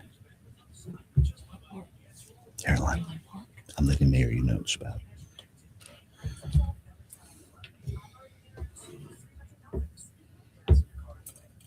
Do you have cameras up there yet? I don't.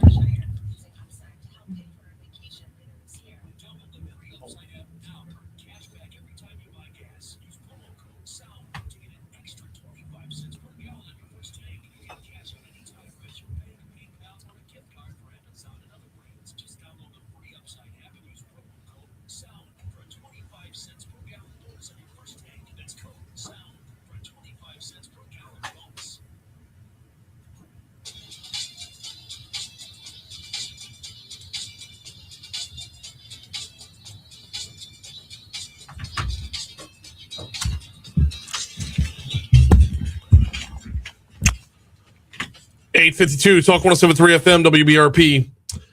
Mornings with Brian Haldane rolling right along. The BREC Room rolling right along, and we are pivoting over here to want to go back to the topic of the BREC camps and the impact that those camps have on kids in Baton Rouge.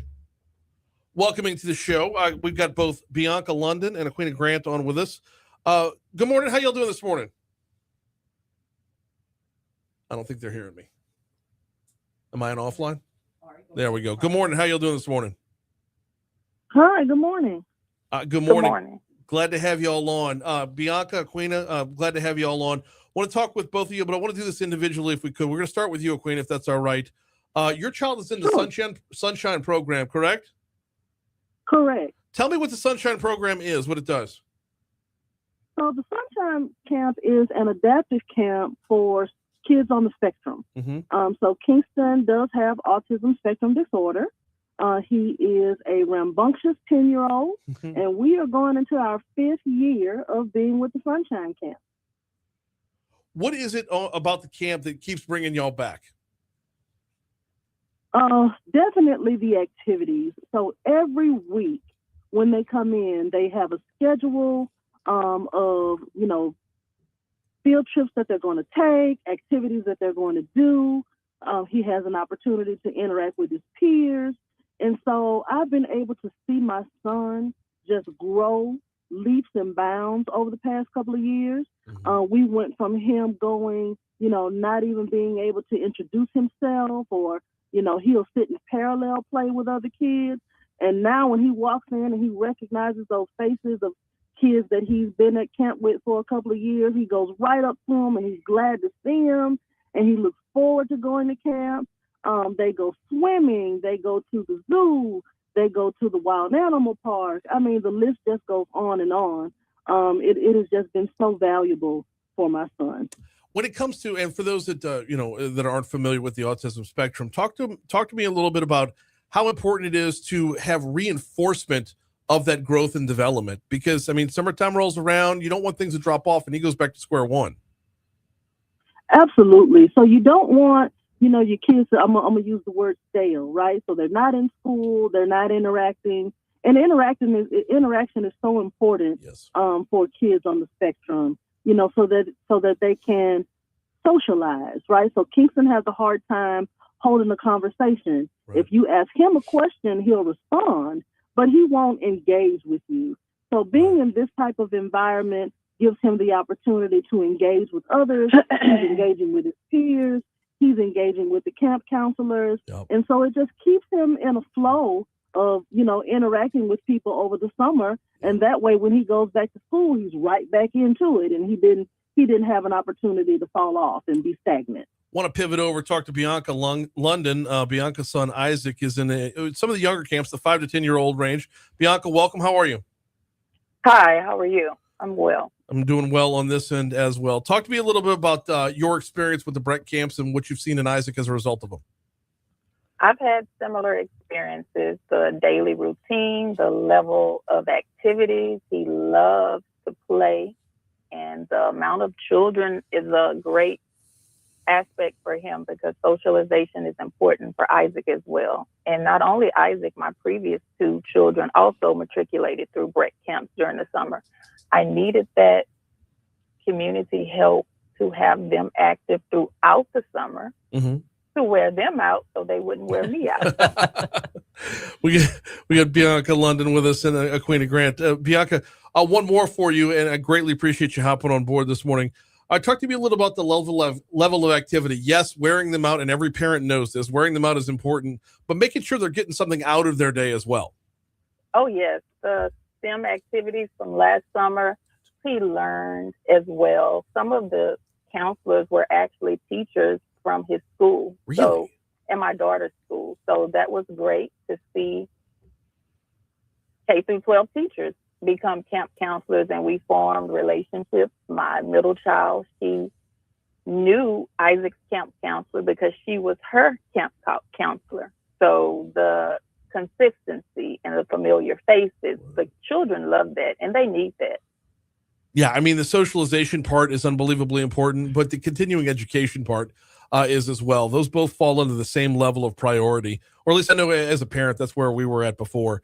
One more for you, Bianca, before we let both of y'all go, and that is, as you move from year to year and as it gets a little bit older, how's your approach changed with the camps that you're looking at?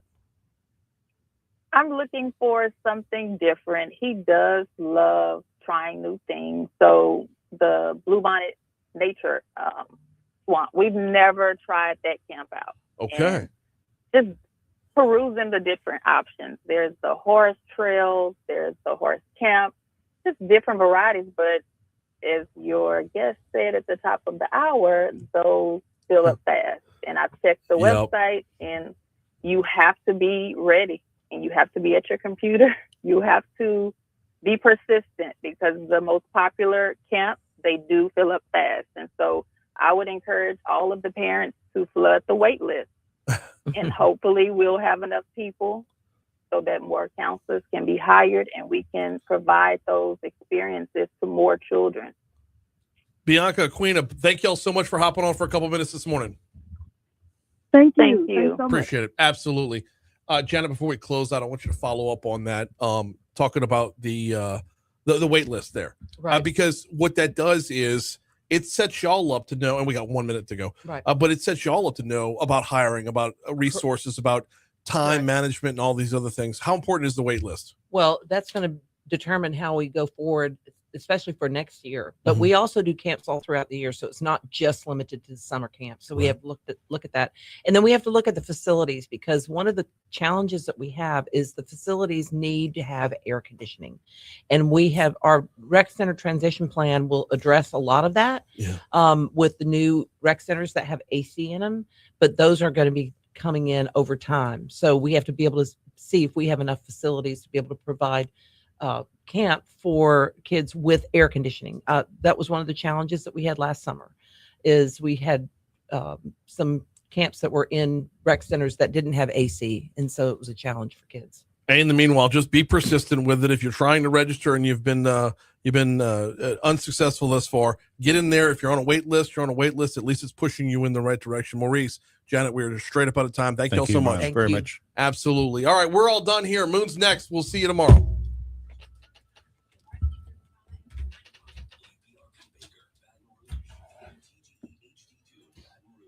All right, Facebook, I got to blast out of here so I can get over to the Capitol. We'll see y'all.